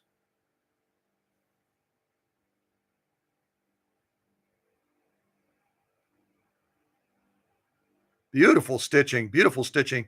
And again, it's not crazy thick, but that's the thickness that we just went through right there. Probably about 3 ounces of leather, laying down a gorgeous lock stitch, laying down an equally gorgeous top stitch. You imagine if you're making a product and you're using a leather needle on this featherweight, you can really create some beautiful, beautiful stitching, some gorgeous, gorgeous stitching through that much leather very easily, very, very easily. Very, very easily.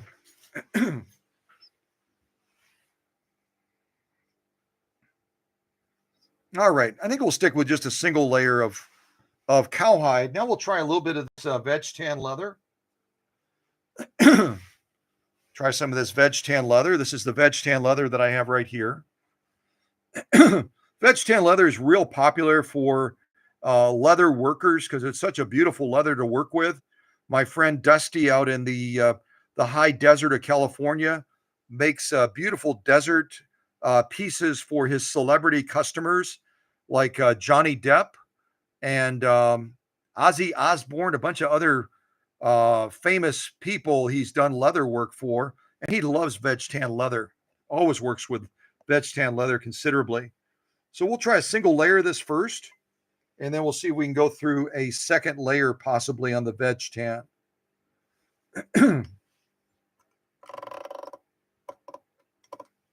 All right. You can see as it's pulling that leather into place with all the presser foot pressure we have, creates a little bit of a creaking sound, and that's normal. It's absolutely normal. Let's see if we can get through this single layer of veg tan leather, and then we'll consider possibly doing a second layer of leather as well. All right, see if we can do this without a hand start. We'll set the other leather over there, put it in the wings, in the wings getting ready to go through, hopefully. All right, here we go. Veg tan leather, single layer, probably about 3 ounces as well. And we'll see how this Mighty Might featherweight Princess of Singers does the job. Here we go.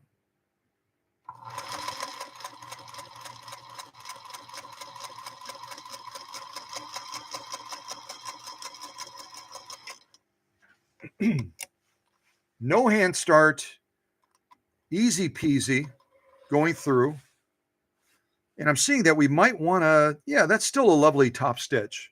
It's still a lovely top stitch. I was gonna be critical of it and say we might need to back off that upper tension just a little bit because it's not able to pull down hard enough to define this top stitch. But now that I'm looking at it a little bit more, it really is quite lovely.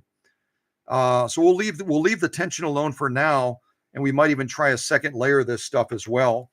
If we add that second layer, I'll show you at that time what the thickness is. But let's take a look at this stitching first.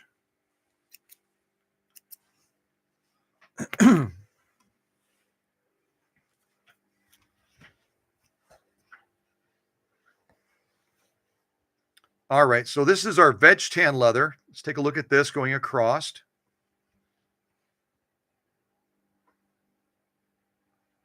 Once the camera says, yes, I will focus on that. It's beautiful leather. So some beautiful stitching on this veg tan leather as well. I'm going to go across and see if I can show it to you as best as I can. And I totally get why Dusty uses veg tan leather almost exclusively for his celebrity friends. It's because it's just gorgeous leather, isn't it? They dye it in such beautiful colors as well. Let's try it like this as well. See if the camera is a little bit nicer to us.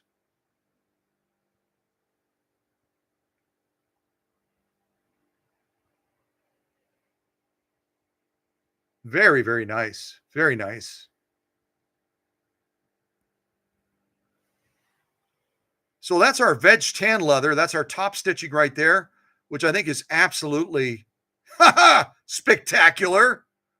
Absolutely spectacular. How do we do on the lock stitching? And as I turn it, look at the thickness of this veg tan leather. That is anything. Let me see if I can do it like this and you can really see it.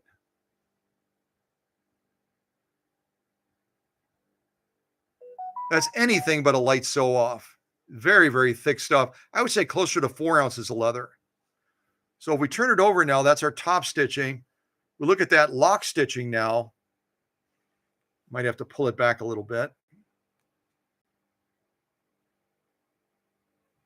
Unbelievable. Unbelievable.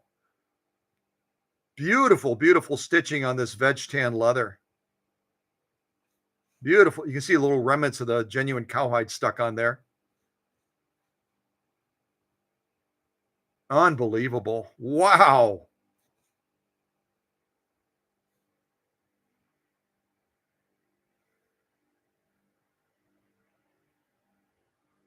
So what do y'all think? Should we push our good fortune?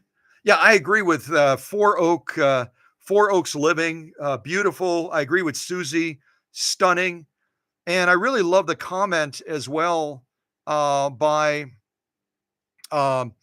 Shelly's mom saying it's so impressive how beautifully it's sewing now.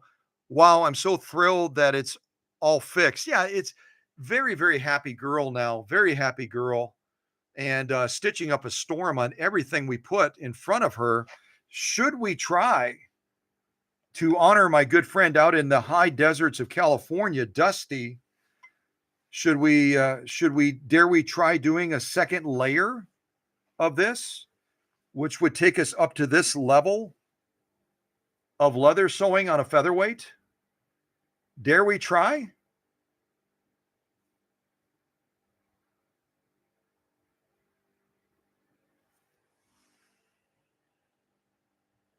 What do you think?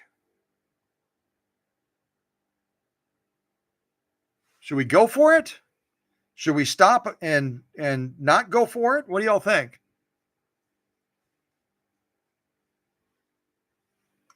Are you guys still awake out there? I think you're awake.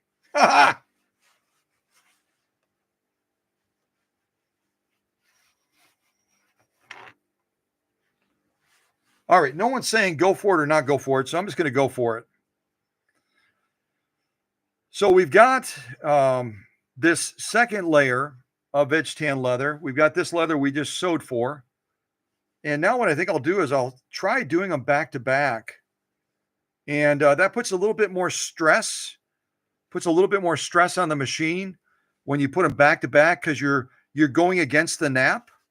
You're basically sewing, you're not sewing with it lined up properly like this. You're sewing with it back to back, and you're kind of going against the grain. But I'm hoping that this featherweight can still get through it and lay down some good looking stitching. Plus, if we are successful, as I hope we are, we'll be able to see the stitching much easier on that surface than on the other surface. I'm hoping that I am not going to push this quilting needle outside of its boundaries. I'm hoping we have enough clearance underneath the presser foot to do this too.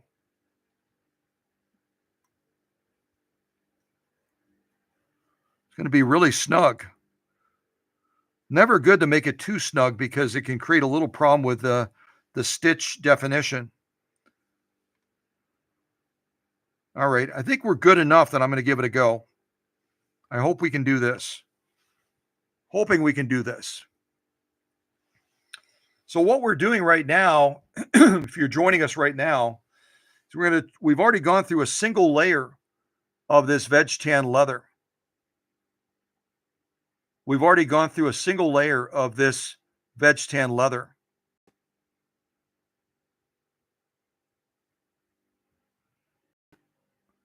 We're going to see if we can make it through 2 now. And Teresa is not wrong. Teresa is not wrong. It's not simply the thickness, it's the density of the leather as well. But it really is both, isn't it? Because we're dealing with a dense leather. And then we're taking it times 2 now. Kind of like when we did the 16 layers of the Amazon Prime packing parchment paper. 16 layers is much more difficult to get through than 8 layers. It just is. So we're dealing with the density of leather as Teresa pointed out, but we're also dealing with the thickness of it as well, aren't we? We're dealing with a thickness now probably close to 10 ounces of leather, 10 to 12 ounces of leather. So we'll see how this little featherweight does, especially using a quilting needle, right? Quilting needles are sharp, but they're also not designed for sewing through leather based on the anatomy of the needle. They're simply not designed. And I know that our ambassador to needles who just joined us, Jenny, could attest to the fact that quilting needles are very different from a leather needle. They're very different from even a universal needle. And we're applying it in ways that we probably shouldn't, but we're going to do it anyway. So let's see if we can get through these 2 layers of this really, really cool veg tan leather. Give you a nice shot of it as we're going through it. And I am going to give it just a little bit of a boost as we launch to get it into momentum. And then we'll see how this little featherweight does. Okay. All right, here we go. 2 layers of veg tan leather. And let's hope that I don't have to replace the needle because I break it. I hope. Ah! All right, here we go. Getting my foot on the little button, giving her just a little bit of a boost. And watch closely. I hope we have the victory. What was the old saying? The agony of defeat, the exhilaration of victory. I have no idea. They used to do it like with the Olympics. They always had that phrase, that figure of speech. If anyone remembers it, what is it? Oh, something different. Spotify. No idea what Spotify is. But anyway, okay, here we go. Let's see how we do.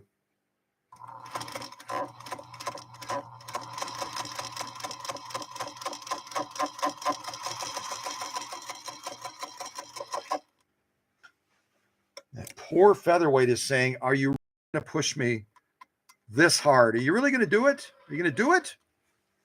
We're almost done, little featherweight. We're almost done.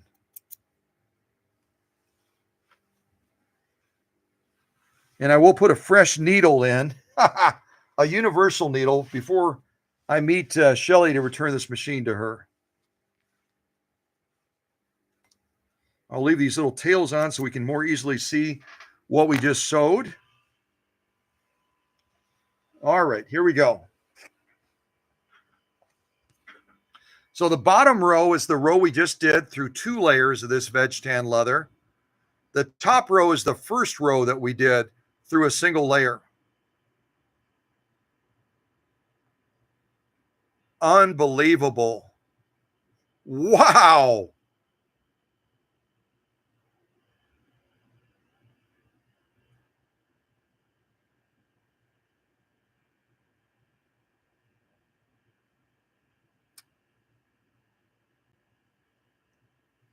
Absolutely breathtaking.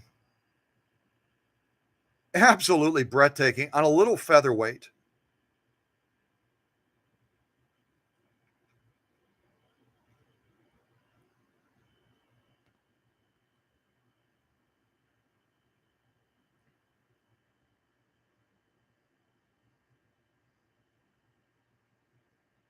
Using a quilting needle, I'm probably going to get a note from Jenny saying, Schmetz is not going to appreciate you using their needles this way.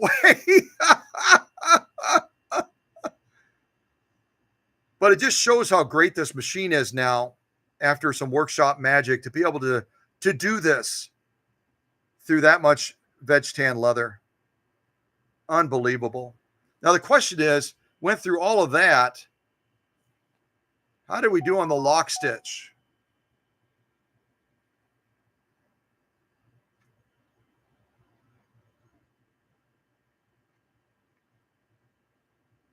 Imagine, I mean, this is spectacular.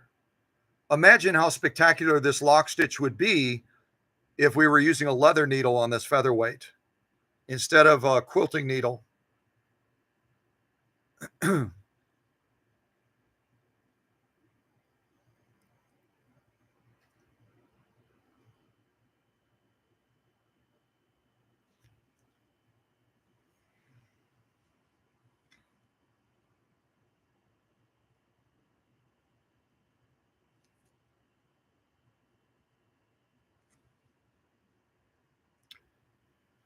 If you don't think that's impressive, I don't know what I can do to impress you. 2 layers of veg tan leather, probably about 10 ounces of leather with this featherweight using a quilting needle and getting absolute page 34 plus stitching. So if you just joined us, we have one sew off left to do. We have one sew off left to do, and then we're going to wrap up this live stream. And I know it's gone very long, but we covered a lot in this live stream. I gave you some tips on electrical setup. I gave you tips on hook timing.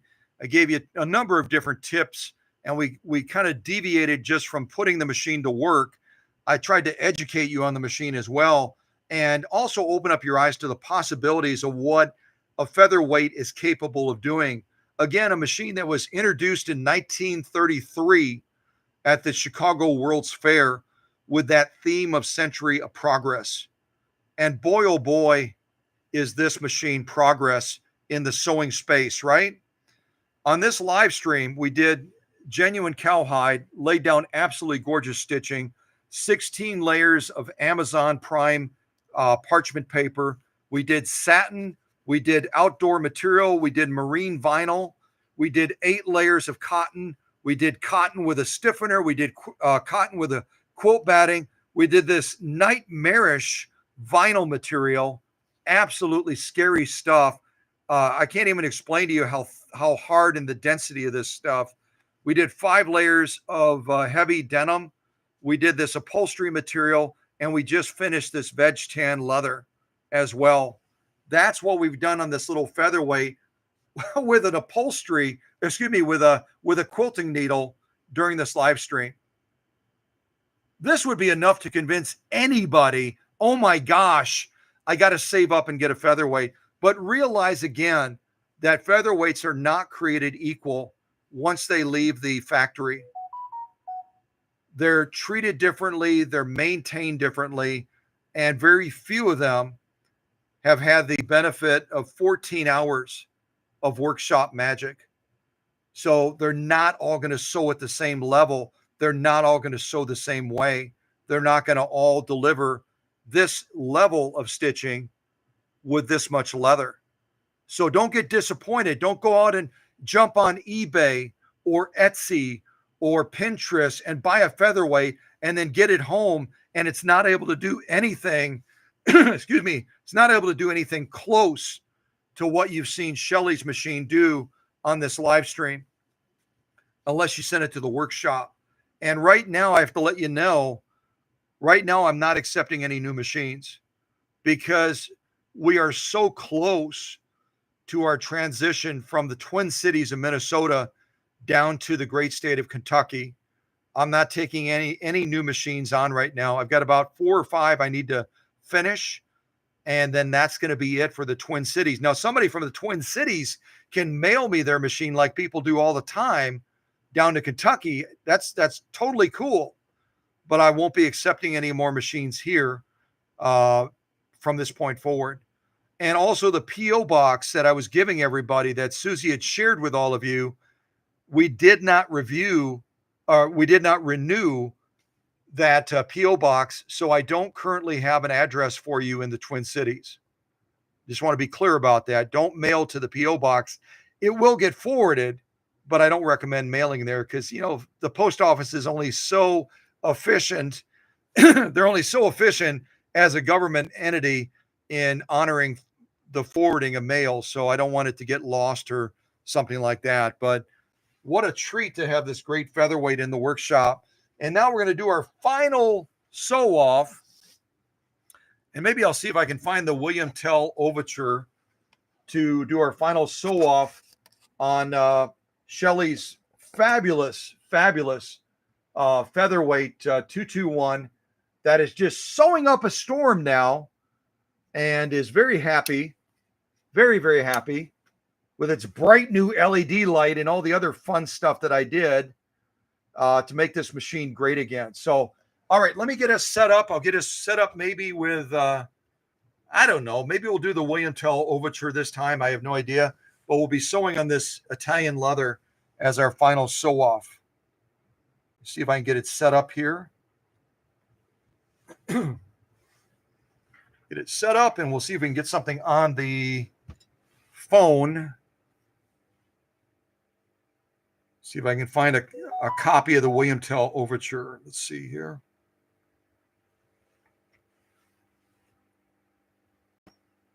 William Tell Overture Instrumental. According to Wikipedia, the William Tell Overture is the overture to the opera William Tell, whose music was composed by Gioacchino Rossini. That's more than I needed to know. I have trouble enough just remembering William Tell, and now they're giving us Bedini or whatever the guy's name is that apparently wrote this. Wow. Cool. Well, like I say, we always are learning, aren't we? So classical jukebox. I wonder what that's all about. This is the one I pulled up.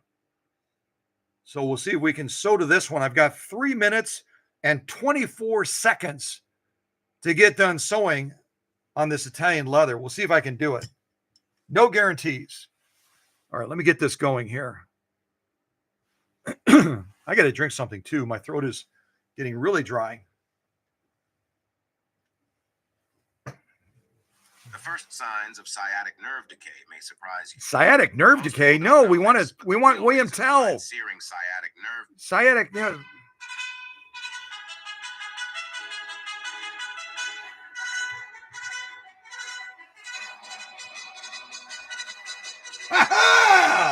Yeah, baby.